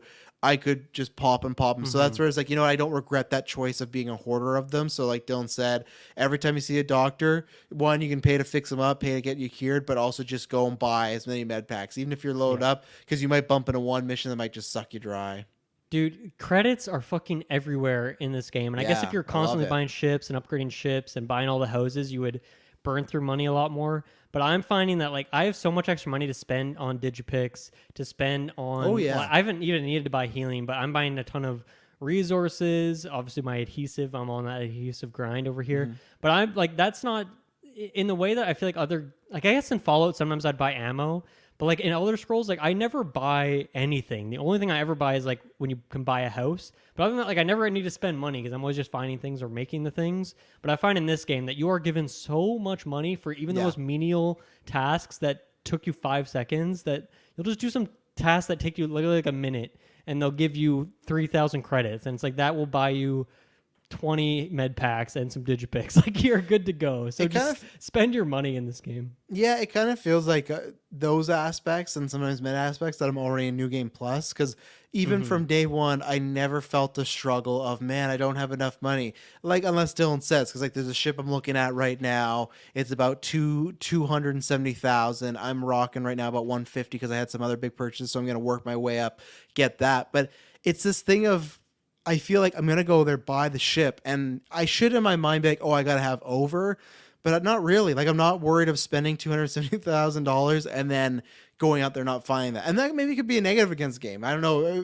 There's pros and cons to that, because one, you don't got to worry about money, but at the same time, it's not really, you don't have to worry about your choices. There's not like, it doesn't feel like that's a struggle. But if the game is more about exploring, then that is, they probably want you to set up that, oh, you don't got to be worried about money. So there's pros and cons. That depends on what you like. I just find it so interesting because it's so different than Elder Scrolls or Fallout in terms of how Yeah. the economy generally works. That I don't know. It's interesting how they've May- changed it up so much. One, I think just to change it up is good, but maybe two because it's like a thriving world, right? Like Elder Scrolls, that's like back in the day, medieval, not like this society. Fallout, everything's gone to shit. Hmm. This is like a like working, breathing Yeah, like it's true. towns, cities, people. So maybe that's their thing behind it. It's like, well, shouldn't be as hard to find money because there's people you can get it. You can walk by 6 people and they'll be like, "You hear about Mary Beth? You hear about Sarah Beth?" And they'll give you. There's like and that's a. I thought it'd be like the classic, like, "Hey, stranger," and then like hit A to talk to me at a mission. No, Yeah. you'll literally just you'll just sniff in someone's direction. They'll give you a side quest, whether you agree to it or not. It's just like, Yeah, hey, that did you hear about that? activities tab is huge. Over It on filled my up real quick. So screen that's here. where it's like, yeah, you will never be low on money here, and that's where I guess it goes towards me what they're thinking with the game of like, if you are a explorer, space pirate, bounty hunter, there's a job for you. So Yes. it does work in that way. Yeah. In terms of the rest of the combat, I don't know if I have really too much to say. Like, it's a pretty classic first-person shooter. I don't think it's doing anything crazy. I think this feels almost identical to Fallout 4, but just worse because the frame rate is much worse. And no VATs to just like kill Yeah, some there's people no- quickly. Yeah, there's no VATs. That could be a difference too. But yeah, other than that, like I don't know if there's too much to really get into. I think one thing that the reason I'm enjoying combat enough is like it's good enough. It's like fun and whatnot. But I think for me, it's like weapon variety. I feel like there's a ton of guns in this Yeah. game. There's a lot of different types. And then like I don't know, I've found like 6 or 7, maybe even 8 different types of pistols, and I've now found like 4 or 5 different shotguns. I've found like 6 or 7 or 8 different types of rifles, and then the fact that you can customize each of them. So each rifle you could make into a sniper if you change it to bolt action, change its stats around, or automatic, or bolt Got a that. long scope on there. Yeah, you can do all sorts of upgrades on these things and change them so in like what feels like very meaningful ways. That I think that's where it's getting pretty spicy. And I'm still finding just new guns like every couple hours. It feels like I'm seeing a gun I've not seen before. And that's exciting that hasn't worn off, because I feel like Fallout is usually like, okay, there's 2 or 3 SMGs, 2 or 3 assault rifles, 2 or 3 pistols. But this game feels like endless. And even I haven't really used melee weapons at all. I had an axe early on that I was using for the first like 2 hours, and then I've completely got rid of all those things. But there's a few different types of knives and hatchets you can find. So that's Have you got a pretty cool. sword yet? The cutlass. I found the cutlass. I don't know if there's different. Maybe there's Is the a couple cutlass types to it. like has like the handle and that's kind of like long and then has that point there? It's I think almost- so. Yeah. Yeah, that one's I have a legendary one and that one's pretty Nice. fun. That one I have That's a good cool. time with that. Just that one I was happy because I had a couple just regular and blues, but aesthetically I really like it. And then now I got a legendary, so that's out of my favorites, and I pull that out every once in a while when I'm feeling Mm-hmm. Yeah. confident. So I just found an AK in my last hour here, and I was like, an "That's cool." AK-47. I think it's like the SMG version. I think it's sort Okay. of called like the AK-74. I've seen this in Call of Duty before, so I don't know. I'm not a big gun guy, but Yeah. when it comes to it, so I was like, that's pretty cool that I found this. Like they'll call it like old earth weapon. There's a few of those. You'll find That's like awesome. an old school shotgun, old school pistol. Mm-hmm. I found like a Desert Eagle at some point. So I feel like that's maybe the highlight for me in combat is just there's a ton of different weapons, and I'm finding like, oh, I'm gonna just try this gun out for a few minutes, Mm-hmm. and then obviously there's the ones I come back to that are really strong, and my laser weapons are really good, and all my things are upgraded to the 9s. But I think that's where it comes in the most. And then there's of course like grenades. I've honestly just started selling that stuff because I'm like, I don't even really use these mines, and enemies don't like walk in these paths predictably that I want them to. So I've just started Oh, selling. okay. I keep like frag grenades, but everything else I just sell because I'm like, I'm not using it, and I don't have as much inventory space to hold all these things. So I'm just gonna get rid of them. Make some Okay. credits on the side. I'm a big throwables guy. I use mines a lot. I love, especially Nice. they're great for beasts. I feel like when you pop Okay. in those situations, because I had one in particular where I found the ship that needed it, and the great thing was they couldn't get through the door, but they would always run at the door. So shoot a couple times, backs off, throw that mine. So yeah, and it saved me a mantis as well. A couple what goes on there, those mines, just throwing those because there's one point where I had to dash it, and I just like was chucking mines behind me. I was like a leprechaun, just like leaving it there. And so yeah, those have been good for me. So yeah, combat again. I hate to repeat what Dylan says, but I'm pretty much the same. The combat, at least from when I remember Fallout 4, it's like serviceable, and that's the same thing here where it's serviceable. It's nothing fancy. It's not smooth. I remember even day one when I got into it, I messaged you about VATS because at least with VATS, it was this thing of, well, it's not the greatest, but you can have this time to do this. There'll be some fun animation, and then it kind of kills these enemies, and you move on, right? Where this doesn't have it. So day one, I was struggling like, right, this isn't a fun game to play combat-wise. Like combat's not the strength of Bethesda with these games, which makes me always curious what they're going to do with Indiana Jones, because it's just like... Well, they're not making. Todd Howard is involved in that, but they're okay. It's That's not good. Bethesda Studio. It's perfect. It's the people who make Wolfenstein are making Indiana Jones. Okay, so it's I in feel a good lot hands better there. I feel a lot better there. Okay, because I was like, man, Todd Howard will be there for story, that sort of thing. But Yeah. I think in terms of gameplay feel, it's not these guys. So okay, so that's good. And before I forget, when you mentioned the vintage Earth weapons, I love too that you'll find a lot of that. Like, oh, there's a basketball and all that stuff from old Earth, like our time, costs a lot more at the store to sell. So I really like that touch of like it's legendary to them. So that's cool. But yeah, combat, it is what it is. I think it's not a game to buy for combat. If you love shooting stuff, no, don't do that. I like how many weapons you find, like the variety. I just wish there was a way to easily compare all your guns because I hate. Yes. I don't understand it. The most basic games do this where, let's say I have 3 weapons, right? And there's weapon 1, 2, and 3, and I have weapon 1 equipped. You can go to the menu and compare weapon 1 with everything you have, but you just can't say, show me all my shotguns, show me all my rifles, show me the like sorting function does not work as expected. So it's like I can get a new gun, but it's just telling me in relation to my Eon pistol what the accuracy is, what the damage is, and clearly that doesn't really matter because it's like I guess it matters if you're early on, but even then you're just getting like I feel like you still have enough to hold multiple weapons. I think if it was more punishing where it's like even further in the game, it's like you can really hold like 2 or 3 weapons. Then I think it would matter like, okay, I have this assault rifle right now. I got to compare it to the shotgun because maybe it's just a shotgun, but still, if it's better, I should keep this one.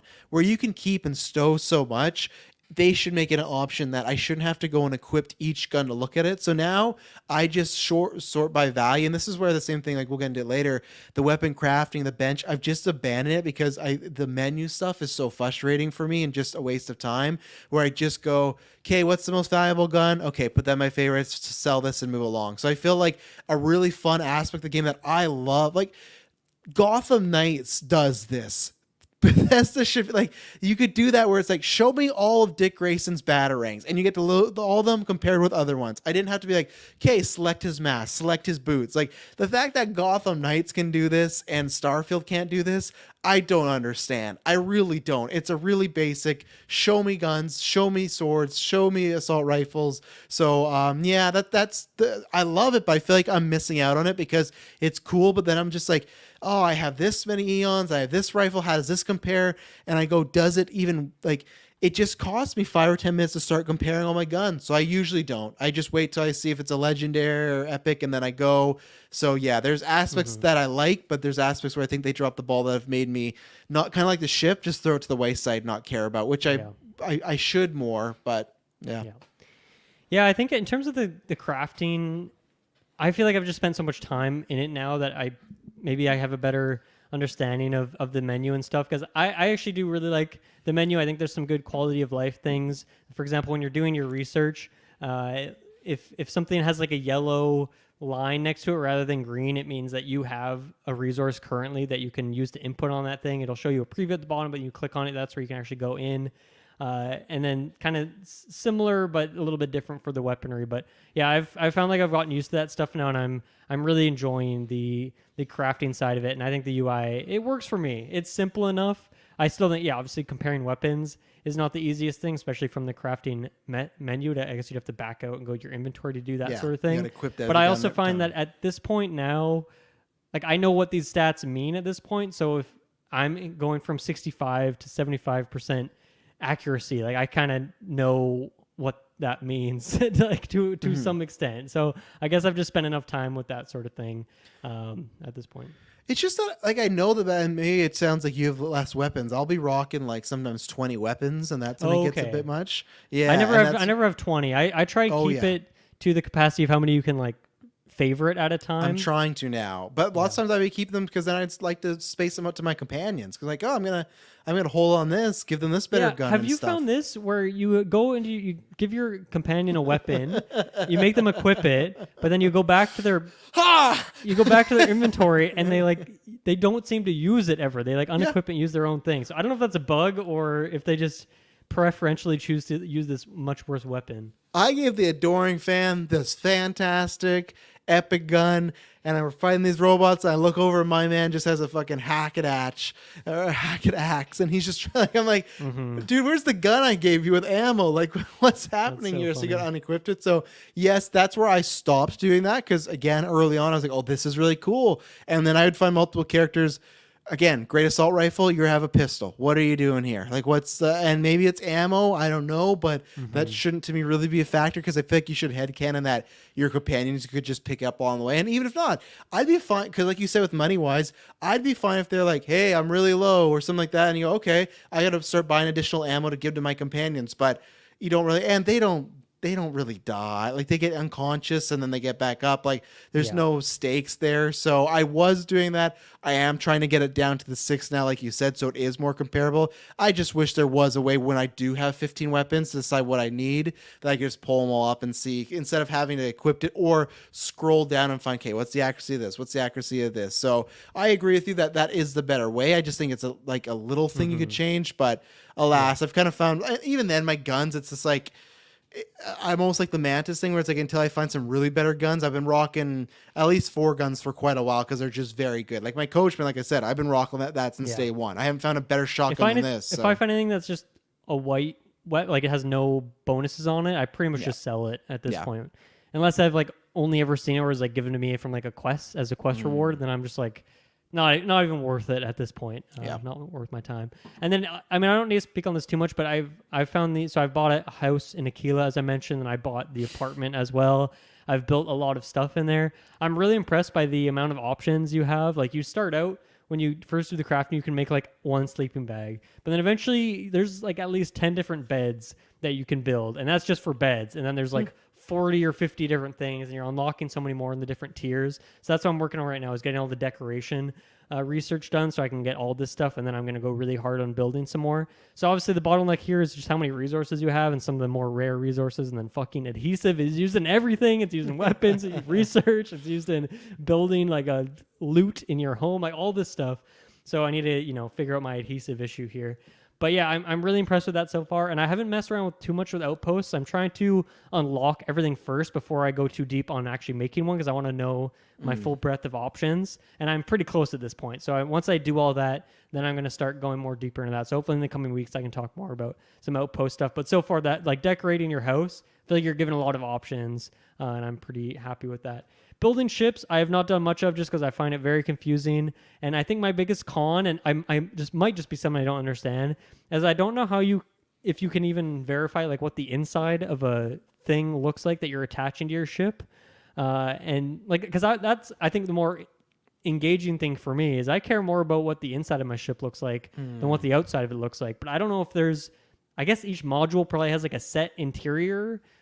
Yeah, but I don't know how you can verify that without spending money on all of them and then going in and checking them. Like it just seems like I feel like someone will make a guide of this online in the coming weeks, and that'll be like, okay, I'm going to go there and pick which things I actually want to pick. And I don't know, can you have a weapon crafting bench in your ship? I have not been able to figure out if I can do that, and that would be so convenient if you could have all those crafting things. Yeah.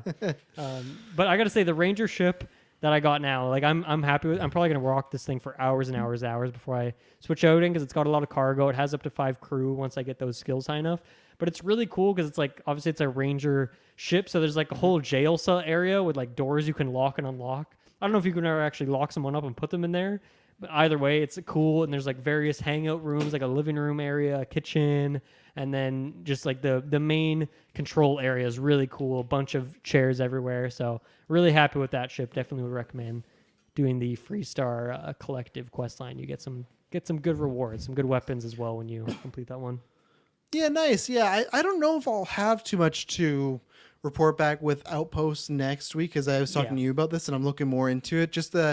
idea, and this is something again, another Kojima reference that I loved with Metal Gear Solid 5, that you could recruit people, have certain skills, and they would be back, and it would affect how much skill level you go up, your ammo. So at first, I was like, okay, you get two on the ship, and then it's like, oh, the rest you put on your outpost. I was like, oh, this is cool if you could have them be doing tasks and doing things, and instead of again you having to go to a workbench, send orders back like, hey, make this, make this. But I've looked into it. It doesn't really look like that. There's much of that. It just looks like, so it's just because the same thing with the ship. You can have two people on your ship, but they do nothing. It's just that they'll be your companions they can take with you, right? And they can stow stuff. So it's not like they're, oh, this guy has better ship things, so you get there a little fast. Like that's where I wish the insides, like with characters and the outposts, because you're getting these people all, and I love this idea, with different skills, badges, different stars.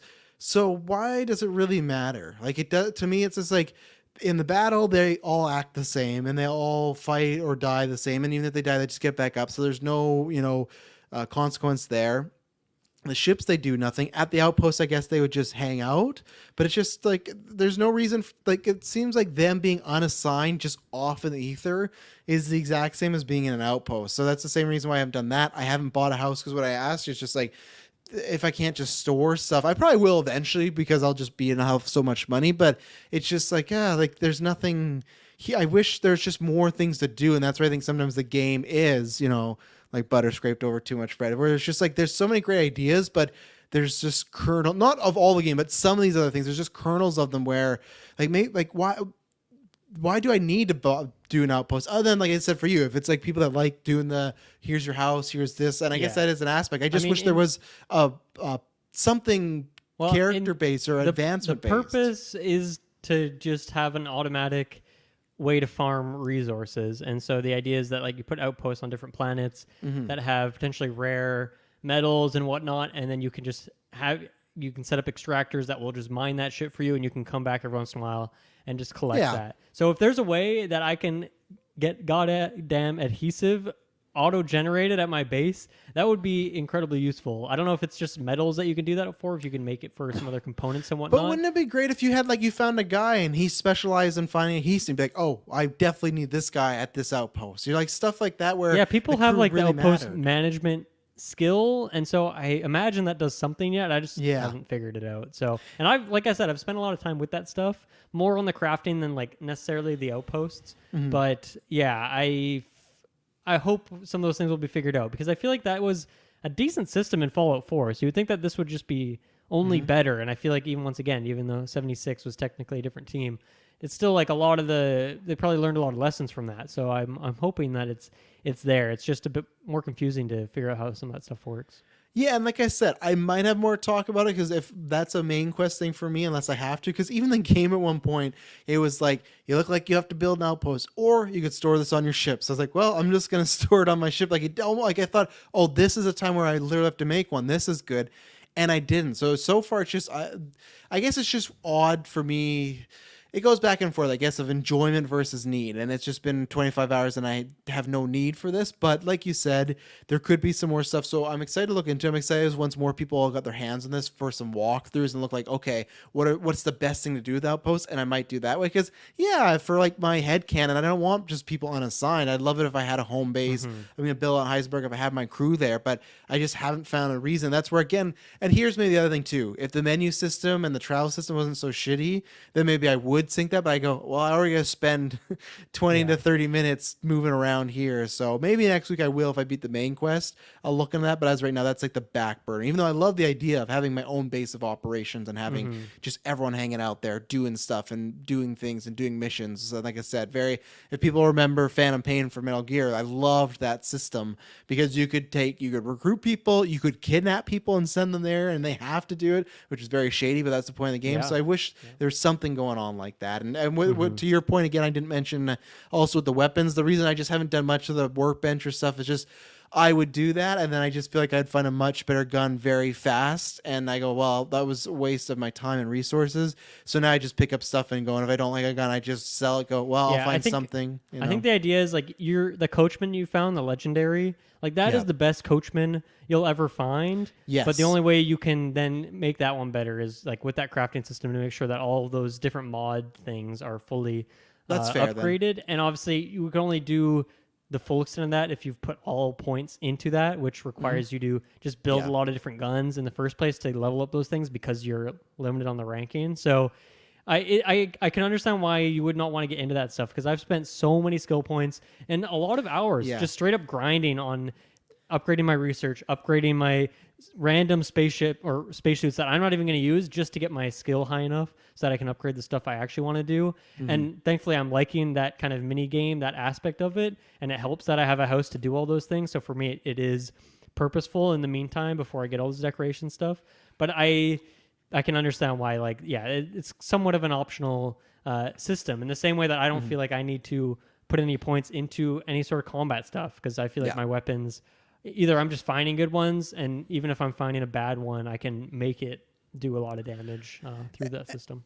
And it's kind of like the credits thing because it is a fun thing, but I don't know what I enjoy the games more where it's like, no, you have to do that. Like, you can't get this good gun unless you have to do these things. And that's where I don't know because sometimes I go, oh, I love that I can find a legendary gun, but I might be more fulfilled as like, hey, no, I got to do this. So I've kind of two minds of it. I'll wait and see because I think with the workbench, I'll start to play with a little bit more. I'll probably try and have some input next week. There's just like Dylan said, there's just other skills that I want to put towards and just making the guns just in general more powerful. I did that because like, well, then I can just kill people and move on. And maybe that's it too. If I love the combat, maybe I'd be way more into like, oh, I'm going to make this gun like this and this. Where right now it's just like, I just got to kill guys to get to the next area. So maybe I'll try and play around with that next week. Maybe I'll try and build an outpost with that. So I tinker with the workbench a little bit, but nothing that I added some stuff and okay, this is fine. I didn't feel like a massive change of the gun. Like, man, this is really, really floating my boat now. So, do you have a favorite city in this game? I feel like you might be a neon guy. You seem like you might be, at least that fits your character's personality, I would say. Yeah, I guess, but I think that's the bad thing of no, I don't. Like, I don't have a city that I'm like, oh, I can't wait to get to. New Atlantis just annoys me because I've been there probably too much. So I like Alkali, or is it Alkali, or what is it that you're on? Aquila, yeah, I like that one a lot. So, yeah, I guess I'd maybe go to Neon, but I haven't felt super strong like, oh, I can't wait to visit here. I know with Neon City, everyone makes the cyberpunk comparisons of whatever the city was over there. Sure, yeah. Yeah, I think I honestly would like if this city, Neon City, had like a bit more neon to it. I hate that there is just so much rust. Feels a little small for me. It's small and just feels rusty and brown, and I didn't really want that. I get that there's tons of neon signs everywhere. So no, I don't have one calling to me yet. I'd say it's like, oh, I can't wait to go back there. They're all just kind of, all right, I've seen this before. Nothing too, like I said, I think the one you point out is the most unique one, but I've not been on there enough because I haven't done those ranger missions. I've planned on it, but that was the problem of they're all in different areas and they weren't in the areas I was going. And I don't want to go in the menu and take a look and see, okay, what planet's this on? What could else be there? If I had it easy, hey, everything's here on this planet, I'd start doing them. But I think that's going to be post main quest stuff to be more bounty hunter-esque because that fits my character. So and they're not worth too much. They're like $3,000, 2,300. So I was like, okay, this is not, because she even says that she's like, doesn't pay much. So I was like, okay, well, I'm out for a bit. I'm looking for those big money jobs, so. I'm generally pretty impressed so far with the design of quests because I feel like Bethesda's kind of been in a bit of a rut lately where they found the system of, okay, here's your quest. Go to this location, kill these enemies, grab the key item, and then go back and return the quest. And then they ended like for Skyrim and Fallout 4 and even, I guess, back to Oblivion. Like, that's what 99% of the quests in those games are, and so it like stands out when you have to do something different. And so far, I'm feeling like they actually are shaking up the formula a bit here, where there are more that are maybe more based on exploration, or there's like, I don't know, one of the ones like that's why I really liked Aquila early on. Is some of the quests there were kind of interesting, where the guy who sells you, like the real estate guy who sold me the house, he was like, okay, we have to like clear out. There's some kind of problematic rocks in these areas that we want to build out some more houses. So I just had to go around and like do a little mining for a bit, take these rocks out of the way. Or this one lady wanted me to go set up a bunch of sensors along the wall, and I had to go with this guy, do some exploration. So I just feel like some of the variety of the quest goes beyond that Bethesda formula. And of course there is still a ton of quests, and probably most of the quests are still that classic formula because it is a good formula. It gives you some suspense with some combat. It gives you some exploration. You checking out new places. I understand why they do that, but I feel like in this game they are shaking it up a bit more, and I've been enjoying that so far. And then I also feel like the rewards for quests in this game are really good.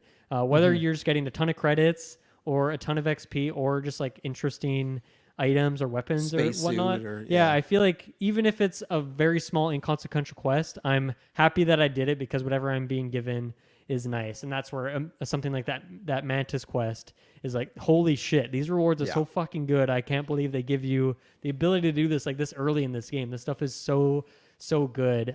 So yeah, I think I'm pretty happy with the questing so far in the game. Of course, there's still a bunch of generic stuff, still a bunch of like randomly generated-y sort of things.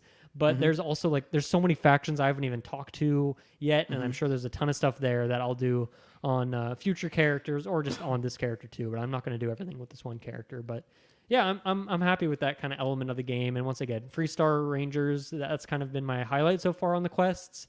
I've liked the stuff I've done with Constellation so far, even if the story's not amazing. Like just the quests themselves are pretty fun, and obviously that one's kind of meant to like take you to the major cities, take you to the major planets. But yeah, there's kind of my 2 cents on quests. Yeah, no, I agree. I think I like there's a good variety as long as there's a couple of them. I can't remember what the building is, but there's one that's like a hacking kind of organization, and you do this and then it's like come back for some more work. When you do, it's literally just you sneak into a building, hack something, then come back. So when I found that, it was the second thing. It's like, oh, okay, I'm not going to do this, because when they're like, oh, what's your next quest, it was just that. So it's like, oh, okay, I don't want to do this over. Who is that? What is that for? It's like, I think it's in Neon City. It's the Red Corporation, and they're kind of looked at it. They like the Ryujin one, is that one? Yeah, they're kind of making them like an Apple, Amazon sort of like shady tech company. And yeah, check that out. That sounds kind of interesting to me. Yeah, it is fun, and I think it is a still fun mission. Just if I were to do that over and over, at least with like the Ranger, you're gonna get different enemies or kind of a different scenario. Where this, I guess you'll get different scenarios to sneak in, but yeah, you're sneaking in. Sometimes you have to persuade people, but yeah, there's like that. I've had one area where I gotta get a hazmat suit and be like a hazmat employee, make drugs and stuff. The gang aspect. So no, I think the quests for the most part are good. That's like cool, man. Overall, I'd say I'm very happy with them, because like I'd say the quests that are not just the main quest, that is the selling point. Like we talked about the Mantis thing, it's not a big spoiler, but it's just that you find a note on a guy and it takes you to a lair. But what I love is there's no, because I'm somebody, I think you're the same way, that I check every dead body. I make sure. I know lots of people don't do that. So you do this thing, and I think it is part of the main quest. But if you don't check this body, you might not find this note. And maybe you'll come across the Mantis mission at some point later on, which is so funny because I've seen other people, like I saw Greg Miller sharing it, be like, oh, this mission, like that is definitely, I think, the mission that when you find it, it's so much fun. And that's what kept me up, like I said. But that's where I love the spontaneity of, if I didn't check that body, I might not see this for days later. I may not even see it for a while, because it's not, oh, and as a gift, here is this note. No, it was just on some goon on the ground, and that's what I love. Same thing, I found a floating ship, and there's this great mystery of, you get on, the second you look at the dock, it shows all the people that are on the ship, and it just says deceased, and you're like, oh man. And I won't spoil what happens, but like you go down, I was like, oh, I hope this is it, and it was. It was like, oh man, this is great. So I think that is the tippy top of the game. Is, yeah, like you said, there's a formula, but I think they've added new things to the formula, and even the new settings to formula helps. And I think that's the best way, is to mix up the quest, do a bunch of different things. Don't run through the main campaign. Like, just have a fun time enjoying those. Obviously, if you want to get back to the main campaign, you're enjoying the story, do that. But yeah, the quests I'm pretty happy with so far. And again, ask me next week once we've done a bit more, and maybe you'll get more repetition there. But I'm trying my best to, and that's why I wanted to do kind of in the future planet by planet, because usually they have a variation. And if it's corporation, I might still do one, maybe go do another side quest, come back to it. So, and I think like you, there's a couple like contingencies I've not even talked to. Like I think there's like Vanguard, where it's just like, oh, go become an agent. It's like, I don't even want to deal with that right now. Like I'm gonna do that at another point. I have so many, because Ranger I want to do, but yeah, it's I'm happy with it. And I think those just random moments you can get when there's just a ship that shows up. Or have you found a random ship that had to do some with an AI? An AI? I don't. Can you give me more info on that? Doesn't sound familiar. Okay, then you wouldn't have done it. It's very memorable. So same thing like this, floating ship, someone's calling for help, you go check it out. And it was great because I was a part of something else, one of those, not consultation, something else. And I got like an extra bonus for being with them, because like, oh, I'm an agent of so-and-so. So it's like, oh, help. But again, not a main quest, something really good, a really good like morality quest of like, Nice. what would you do? How do you feel about this? A great kind of conversation, very Black Mirror on AI and what is living, what's not, what makes you a person. And it has like a great ending. So if you run into an AI thing called Juno, message me and then we'll talk about it next week, because I don't want to spoil it. But yeah, there's and I'm writing same all these thing. things down because that's what I love about, especially the expansiveness of this game compared to another Bethesda thing. Is these are always the best things in Bethesda. Is like, oh, do this quest line because it's really cool. Or did you do this quest? Like those are the exciting conversations. And I love that you've mentioned like 4 or 5 things. And I'm like, man, I don't even know what the heck you're talking about. And it sounds really compelling. And like now I want to go do that thing. And I feel like this game is going to have a lot of that. And the Juno one, I'm sorry, because that I don't even know where it happened, because I was just going to some planet, check it out, and it was just floating in space. And I was like, oh man. So yeah, it's good. So yeah, no, I think that is that continues that Bethesda formula, and the people play these games for like, and that's why I always talk about the main story. And obviously, it's not the biggest deal, but I feel like what I know is people play for these moments, and they still are delivering on that. There's still lots of issues I have with the game, but they have these moments that lots of times just hit it out of the park. That's what makes the grind, because I can find myself where I play 3 hours of main quest, some cells, do a couple side quests, and I agree with Dylan completely. They're all rewarding. So I've even had that, I think, even Fallout 4 where you're doing like, oh, that wasn't worth it. It feels like, no, even if it's the little guy who just needs you, can you go collect some debt, you'll be rewarded in a good way. So I enjoy that aspect of, okay, you don't feel like you're ever wasting time. And even to the point where, okay, I'm in 3 hours, like, okay, I'm going to take a break. That's when something happens and you go, oh, I'm right back in and I want to see what else is out there. So it's really good at keeping you hooked. Yeah. One, I wanted to share this little anecdote, and this may be a spoiler for a thing, but this is a very random thing. I don't even remember where this happened. This was not a quest in any way. So this felt like a really cool thing to happen upon. But it was like some settler outpost that I went to, and when I got there, there was no one home. There was no one there. I couldn't see anyone. I'm like, I don't really know what's going on here. I go inside the building. It's kind of dark. It's kind of disheveled. Things have been knocked around. Things are on the ground. And I can hear just this loud clanging sound. Like every 2 or 3 seconds, there's this loud clanging. And I go down this really long staircase into this basement. The basement's very dark. There's like this red light in the distance down this long hallway with a bunch of doors. And I'm getting closer, and like this clanging's getting louder and louder. Going into a couple rooms, I can see like children's toys and like what looked like some little habitation. I found a couple notes. One of the notes is like, I don't know how much longer we can stand this loud clanging noise that's going on.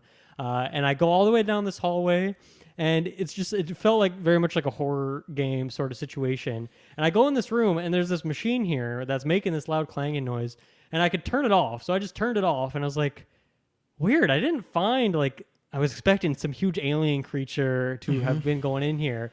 I didn't find that. And then I was like, okay, well, I guess I'm going to leave now. I went back out. And then when I was leaving, like on this, I must have walked past it, or somehow this thing opened up when I activated that machine. But then there was this huge hole in the wall that led into this cave. And I was like, oh shit.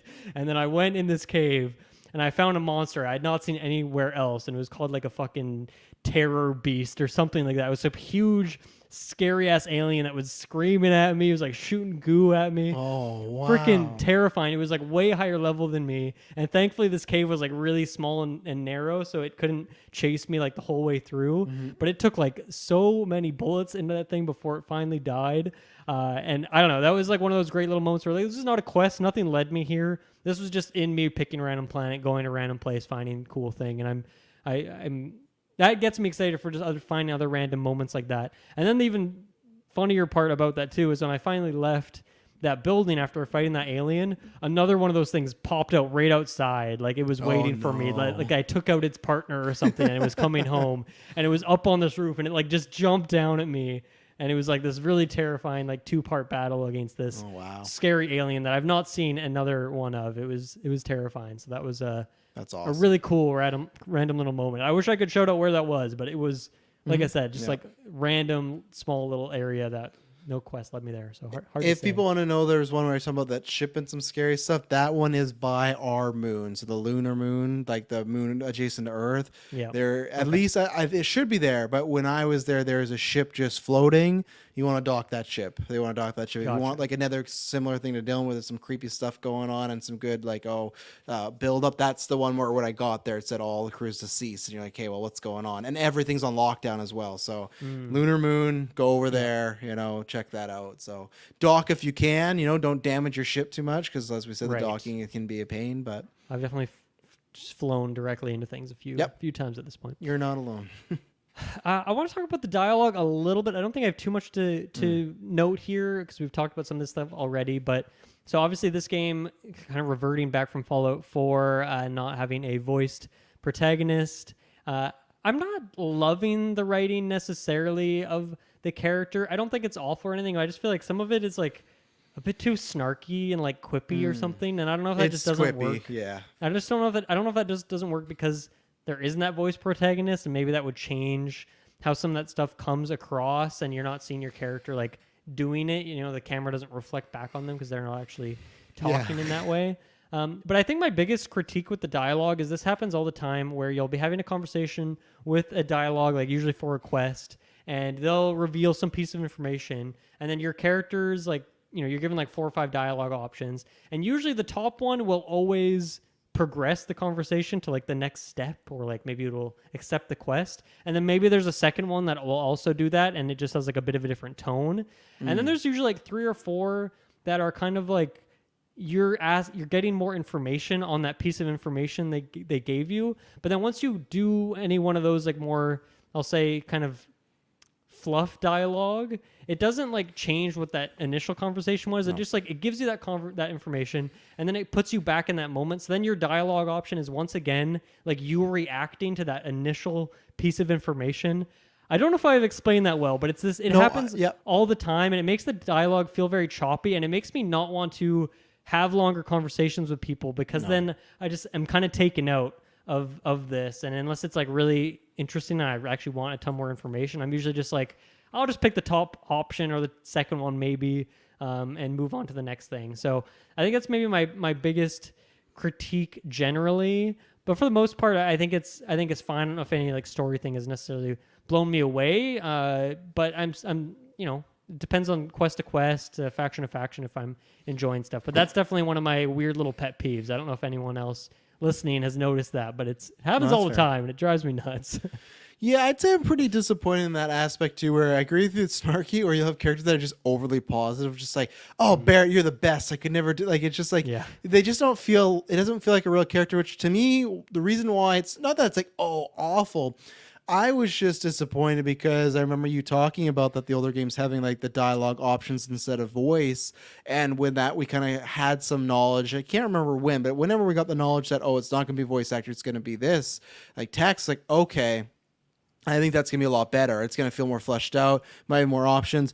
As I think what I spoke about like way at the beginning of my like kind of opening, that's been my disappointment where you can see the most starkiest answer below, but it doesn't change much. Like I'll be talking to like the church guy and talking about his religion and be like, I could say your religion's the worst, and I'm going to kill everyone, and you're like, you should read a little more. And then he goes back and just keeps and I don't even know. And I think I've tested this like a few times at least. The dialogue is not changed, or it's just like the first two, like a line is changed and then goes right into it. So like I would have liked if you're being contentious with somebody, they're contentious with you. It doesn't feel like that. It feels like you're always getting the same spot. And I get it because the game is massive. There's only so much you can do. But again, I just feel like I play as a bad guy for my credits, and I wanted to do that too with other characters, but I don't really get the sense, and I was talking to Dylan about this earlier, of like with your companions that you do stuff where it's like they dislike, but I don't see a meter that way, and that's something with KOTOR I loved, where with the Stars game back in the day where your relationships would strengthen, your partnership would strengthen, your abilities, stats, stuff like that. And I have to play that again because I feel like I'm missing some other things, but just felt like it mattered. The light, and even then too, in the sense of certain conversations you would have with a character, even if it doesn't affect them, it either get you to the light side or the dark side, and that affect other things in your skill here. It just, like you talk about your status of just your attacks. It doesn't even get your status like what type of person you are. Like even Red Dead Redemption had like, you're this type of outlaw, you're a good guy, or you're like an unknown here. Like you're just like this dude that just can say these things that doesn't really have much impact on it. So maybe that's why I like the quests better too. It's like side quests, because I feel like at least the story is sporadic, and I can, even though it's not, they've dictated, but it just feels like a spur of the moment where it still feels like you're going, and it just feels like with your character, like you can have a person like say that, like let's say you've had 10 conversations, you've had 9 with them, and they all disliked you at the end of it.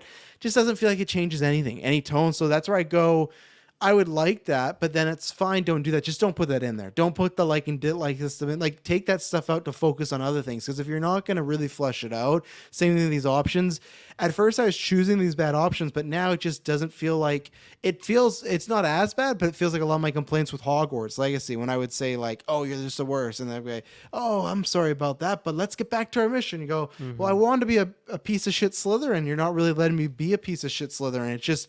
So I think they should just drop this in the future games and just like, unless they really want to make it an aspect, people dislike you, like you said, they might give you something, but one time Sarah's like, "Oh, I have something for you. It's like 320 credits." It's like, thanks, cool. Like it's not like a. She gave you that. She gave me a freaking leaf, and I was like, "Why? Heard, yeah. Why did you give me a leaf, man?" Andrea gave me like a baseball, and like it was worth some money, I guess, to sell. But that's where it's just like that'd be better too, or ammo, or something more. We're even getting like those little stuff of.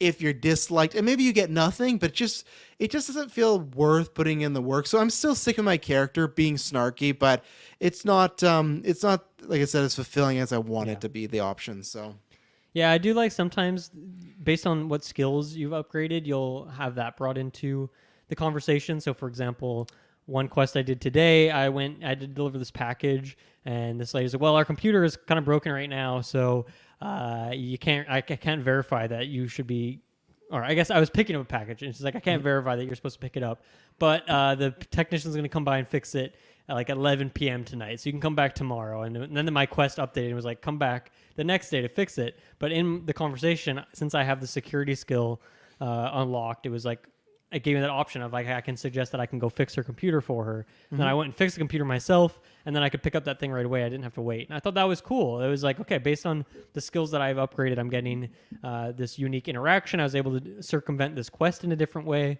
and that feels very satisfying. And usually whenever you're given one of those things, a dialogue option based on a skill you have, I find that I always like, I don't know, it's just satisfying to see that. And then usually the response that they're giving me is also something that I'm a fan of.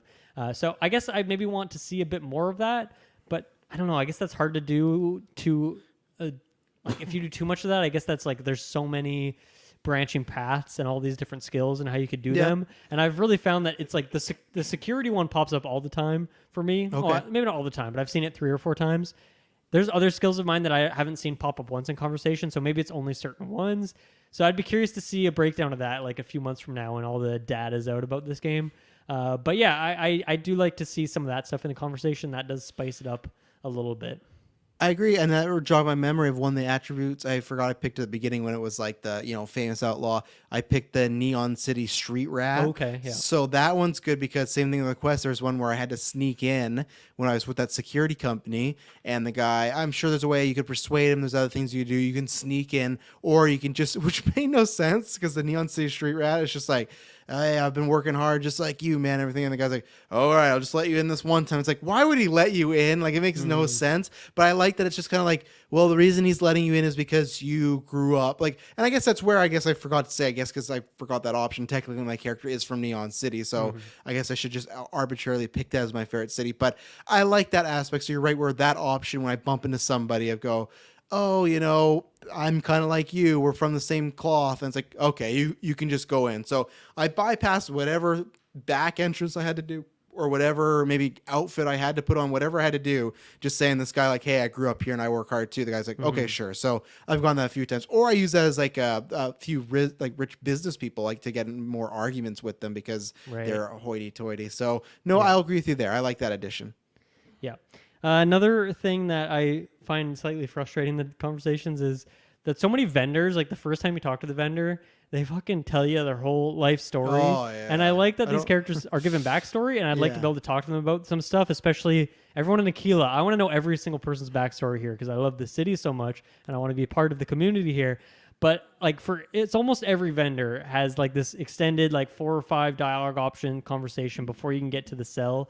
I don't think they should have done that for vendors. I agree think with they you. should have you be able Not to everyone, skip. at least. Yeah, maybe the odd one if it's like for a main story and you have to go there and talk to them first. But yeah, that's something I would I just find a bit frustrating. And then something that's I don't know how I feel about this yet, but there are certain times when your companions will comment on things that are happening. Like if you go to a very beautiful planet, they'll often say, "Oh, look at that view. It's so beautiful." And then if you go to some ugly, barren planet, they're like, "I wouldn't want to live here." And so it seems like it's pretty much 100% of the time it's accurate. I'd be like, "Oh yeah, this is a beautiful planet." They are correct. Like they nailed it. So whatever generation they're using, they can tell what a beautiful planet is. But sometimes they'll even be like, "Oh, look at that sunset" or something based on, I guess, time of day. So there's some cool stuff there. But then there's also been situations where there was one character, Marika is one of the companions I got early on. She lives in New Atlantis, and I'm definitely a big fan of her. I've used her a lot. She's really great. And part of her backstory is that she grew up in Hopetown, I think is the name of that place.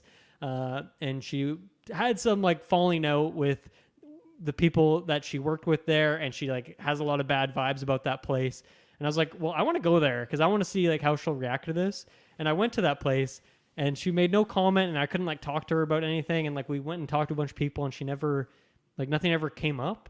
So I was like, oh, okay, I guess that's kind of disappointing. Like it's kind of it's like a little bit of her lore, but it's not really that meaningful. But then I went back to Hopetown later, and I had her with me, and she was like, oh man, I never wanted to see this place again. And so I was like, man, it's weird. Like it's clearly coded in there in some way, but it's just not always popping up. And that happened again too with another. I think her name is Jessamine. I recruited her at some point. She's like kind of a criminal. She's pretty fun. I think she has like a New Zealand accent, so she's just a very funny person. And her backstory is she's from like Gagarin Landing. It's like near New Atlantis. And so I went there with her, and I was hoping there'd be some cool interaction. Or she was talking about her friends who she grew up with there, and they're still living there, and they're still living their life. And I was like, I want to go find these people. But then I went there. We talked to like almost every NPC in the town. She never made any comment. I couldn't talk to her and like have any dialogue options when I was there. So some of it's a bit paper thin, and it's just like they wrote some words, but they didn't actually back it up. And I think there are some companions. Like it seems like everyone in Constellation is given quite a bit more backstory, and maybe they even have like their own individual quests, and you spend more time with them. And those are the more meaningful ones. And I know you can flirt with Sarah. I've done that once, and I haven't gone anywhere past that, so I don't know what that turns into in terms of romance. But I'm pretty sure it's only for like Constellation people that you can really have these, I'll say, meaningful relationships with. But then it's weird because that Marika thing happened, and like there's clearly something in there. So maybe if I went back to Gagarin Landing with Jessamine, she might comment on it again, but I don't know. But it's definitely not perfect. I can say that for sure. You can flirt with guys in the game too if you want. Who can you flirt with other than I've Sarah? flirted with Barrett and Sam. I flirt with anytime that option Okay. comes up just to see if something comes up. But I guess I didn't ask. Are you playing as a man in this game? yeah. Okay. Van too. Screen, yeah, or Vance. Yeah, I Egan guess is, so. Yeah, I guess you yeah, can yeah. play, yeah. So, but yeah, Vance will swim anyway. He lost No, his I like family. that. So. I've not had those pop up yet. Maybe I haven't spent enough time with them because I've only ever had the flirt thing pop up. I think 2 or 3 times with Sarah. The first time I was like, this is too soon.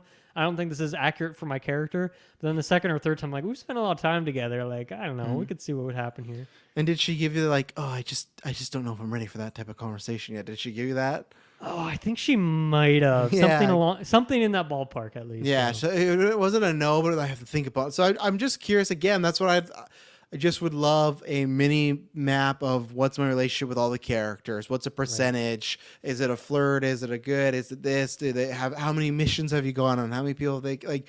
I wish if you have all these companions, the system it was a little more in depth. But well, Yep. Let's see what else.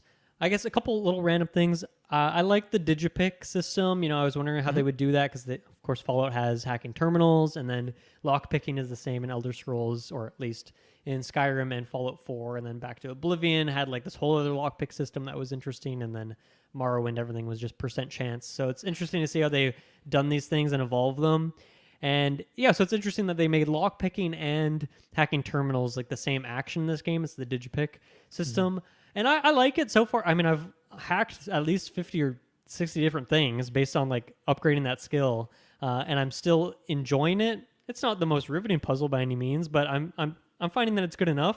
I'm curious how I'll feel about this another 20 hours from now when I'm doing playthroughs, and I've been playing this game for 3 years. Like, I'm curious if I'll be tired of it, because I feel like for at least the master level one, I find I can never do that quickly. And I guess there's like that auto option, and maybe if you max out the skill fully, you could auto it. But I found like even in Fallout, eventually you get either your skills good enough, like individually as your character, or you just as a player are so good at hacking. And I love the hacking mini game in Fallout. I think it's so fun finding the duds, removing the other, removing the duds, refreshing your searches, finding like the words. And I found like I got pretty good at that system over time. And then the lock picking, I've mastered that now between Skyrim and Fallout 4. So those ones can just be a bit quicker once you're better at them. Whereas I don't know if I'll get to that point with master lock picking, because sometimes it's a bit of trial and error or planning out. But man, does it feel good when you've planned out all 3 or 4 layers of the digipick, move them all, and then you just spam A to go through all of it? Like that is a great feeling. I don't do it all the time. Only when I'm like really puzzled do I actually like chart everything out. But I'm liking it. I think they did a good thing here, shaking it up, something new for Starfield, new IP, but still kind of a similar vibe. Yeah, that one I was talking about today, that was an expert one. I was charting that one out, and that was a tough one. But no, I like it. I have a fun time. Luckily, I feel like they pop up enough that it's not, or like sparsely enough that's not, I'm bumping into them all the time. I think if they were more like, if it happened more frequently, maybe get tired. But I feel like, oh, it's time for a digipack. Okay, perfect. And there's usually some good loot in there. So no, I'm happy with the system and how much it pops up. Yep. I wanted to mention too that I feel like there is a ton of ways you get XP in this game, and I'm really happy with that. Where obviously combat gives you stuff, but crafting, you get a ton of XP doing that, and you get a ton of XP from exploring in this game. Whenever you go to a new planet, whenever you discover like a landmark, and then when you're scanning stuff, when you've like fully discovered a planet, you get a fuck ton of XP, especially if it's a planet that has a bunch of like animals and a bunch of plants. If you fully discover it, you get like so much XP, and then you get like a land survey of that planet, and you can sell that, and you can sell it for like hundreds and hundreds of credits. Like you get a lot of, or at least early on, it feels like a lot. Now it's like, oh, I have 300,000 credits, so 600 is not a ton, but I feel like they did a good job of rewarding exploration in that way. And you could hit, I feel like you could hit level 20 just exploring planets, not even shooting a gun in this game. Obviously, you wouldn't get very far in quests if you were doing that, but I love that they gave you just this alternate way to get experience.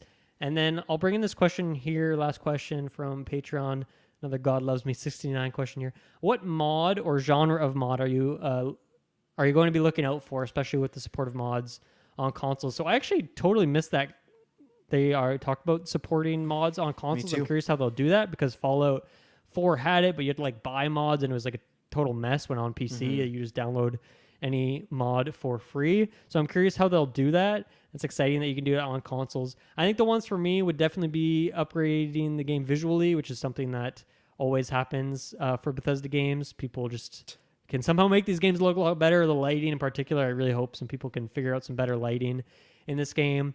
I think people will do like more interesting planets, in the way that Skyrim had mods that were just like more interesting towns, where there's more going on, there's more detail, there's more sound effects, things like that. Menu improvements, I think, is like top of my list, because that's an easy thing, just changing some of the UI elements, especially with space travel. And then I think that would be the last one for me, is just anything to make space more interesting. I don't know how much modders can really do. They're not going to make it so you can fly into a planet in real time. They're not going to make it so you can fly around a solar system in real time. Maybe they could, I don't know.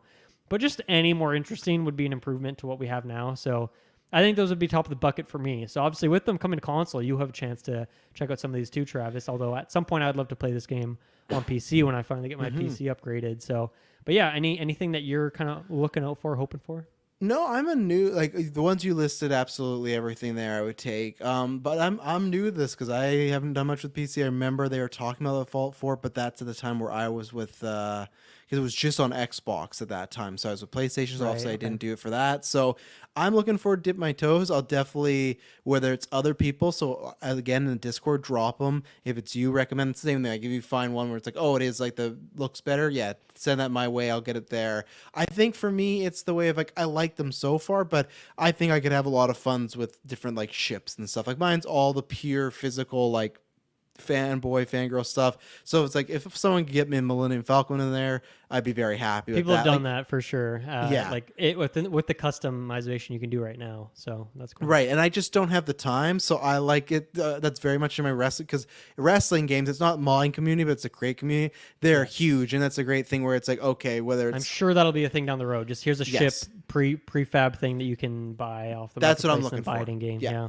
Yeah. yeah, that's what I'm looking for. So yeah, that's pretty much it. But yeah, I think most stuff is just the quality things of life. I didn't even know they could do stuff like change the menus or UIs and stuff. So if that is a thing, Yeah. then yeah, I'll That's an definitely. essential one for Skyrim on PC is like just the better UI mod. There's Yeah, like a really that popular one there. that is top of the list. So no, I'm very excited. I don't even know how to do any of that, so I'll have to be leaning on you when all that stuff starts popping off soon. So Yeah, we'll see because I've never done this stuff on console. So Right, once yeah. again, I hope it's not a super expensive system like it was for the Fallout 4 stuff. So yeah, and if it's yeah. expensive, then I will happily just go, I like Starfield the way it is and move on. You know, like Yeah. it's not a do or die for me. It's I mean- something that's nice to have, but if it gets pricey, nah. I mean, because I eventually do want to upgrade my PC, and then it's like, well, I'll just do it there. And Yeah. I think weapon skins too. That would be another one that I think people would add a lot of that stuff, and I would be excited to mess around with some of that. Travis, there are a lot more things we could talk about. I have a couple more notes that I haven't talked about here, but I'm feeling pretty good for today, especially knowing that we're going to be talking more about Starfield next week. Is there anything else you wanted to discuss today before we, check in with Taylor next week? Yeah, no, I'm just looking. I don't think so. Like I said, biggest thing, there's a mod for me. If someone can add a ground vehicle, I don't know if that's even a possible thing to add. It'll but definitely happen, I think. Yeah. Yeah. that that'd be cool. then my exploring XP will go through the roof. So that's something there. Yeah, no, I think all the stuff we hit. The only thing I was going to tell quickly was my story of how I lost my 2 hours, so everyone should save. Okay, so yeah. I did this mission where it's the most boring main quest mission, where you're pretty much just doing like a drug deal with someone and you're trying to get this product at a certain price. And it's one of those classic missions where talk to this person, come back, talk to that person. Like, it's just a lot of talking, a lot of dialogue where it's like, and it's with a character I don't really enjoy named Walter. It's like, he's fine, but he's not someone I'm attached to. So overall, I was not digging this, but it's part of the main quest. I hadn't done much main quest at that time, so they came going to do that. And I go to do this, and what happened was, so I just say you acquire what you need to acquire. And you go down in this club, and there was a neon club in Neon, which was really cool. There was a character you could get on the crew. I didn't get him because he was asking for money, but he seemed cool. But anyway, so the two next like objectives are, reach the front entrance and then talk to this person. And what happened is, while I was in the elevator, it just skipped from and I don't know what happened. It skipped from reach the front entrance to talk to this person. So I never got to the front entrance. So the elevator door opens, checks off like I did, and it says talk to this person. And I imagine it didn't go this way when I played it, because I did finally play it, and luckily nothing wrong happened. But I imagine it's a situation where you could get in a fight with said person. So what happens is it just auto prompted me into this fight. So it's telling me to talk to this person, but I couldn't talk to them because they were shooting at me. And the Yeah. problem was that I was locked in Neon City, and I was locked in a combat wanted situation because I was shooting people and using stuff, and there's people in the way, so they got hurt. So I was literally locked in this. You got to talk to this person, and they were just shooting. I would kill them, try to go out of an area, come back, then they would just be back. And I was like, I'm gonna get a ship. It won't let you travel if you're in combat. And it's not like GTA where you could kill all the cops and wait for a bit.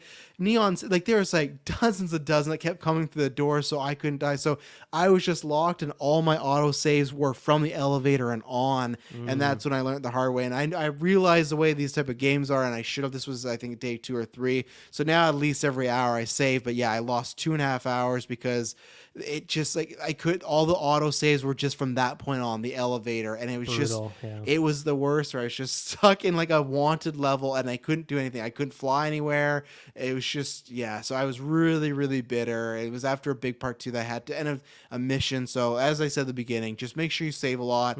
Bugs have been not too bad. I had one bug where I got these 2 things that I brought back to the lodge, but they were for separate quests. So I had 2 characters, his name's Matto or Mate or whatever, and Barrett talking at the same time, but for their separate yeah. quests. So it was like bugging out. And then I think I've had the game shut down on me about 4 times where it just Interesting. crashes. Yeah. What kind of so situations cause the crashes for you? anything like flying to a random? ship, just obviously it's like a loading screen. It's not just like I'm playing a crash, but and it might have some more to do with the ship, because I feel like at least 2 have happened with the ship.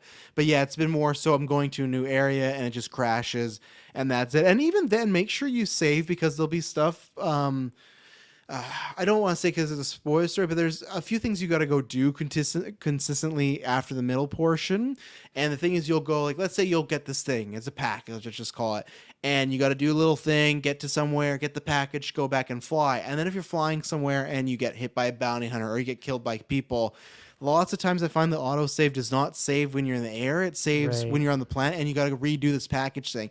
And it might not be a big deal, but it's still like 10-15 minutes of you just did this. So I would recommend to definitely before a flight or you've done something big, see if there's an autosave. If not, save just for little stuff, because bounty hunters and people on the ship can just come at any time, and I've lost many battles because I just hit don't the want to pause fight. button twice and quick save. It's pretty fast if you do it that way. So Exactly. that's the way to do it. But I think we've hit on every pro negative con that I have so far right now. So yeah, I think I've only had 2 crashes, and they're both the exact same situation in my house in Aquila City. When I try and use the build function, like inside your house, you have a little module you click so you can like start putting furniture down. When I click that, like the game will crash. That's happened twice. So now I know if I'm about to do some building, I make sure I save real quick so I don't lose whatever progress. So yeah, definitely be aware of that. It seems to be consistent. And then once again, do not put your weapons on the weapon racks. I'm going to say in your house or in your ship. Just don't do it until that is patched out. Or if you do, make sure that it's a weapon that you don't care about, because it might be gone forever. So yeah, there you go. Thank you everyone for listening once again. If you listen to this before kind of you played the game, well, obviously hopefully it didn't spoil too much for you, but once again, if you have any questions or thoughts, go back to that Patreon post. You can put them on there, and we'll talk about it next week. But this was a lot of fun, a little 2.5 hour, 2 hour, 40 minute worth of conversation here. We'll be back next week for even more. Thank you everyone for listening. Have a good week out in the Starfield, and we'll see you next time. Bye-bye.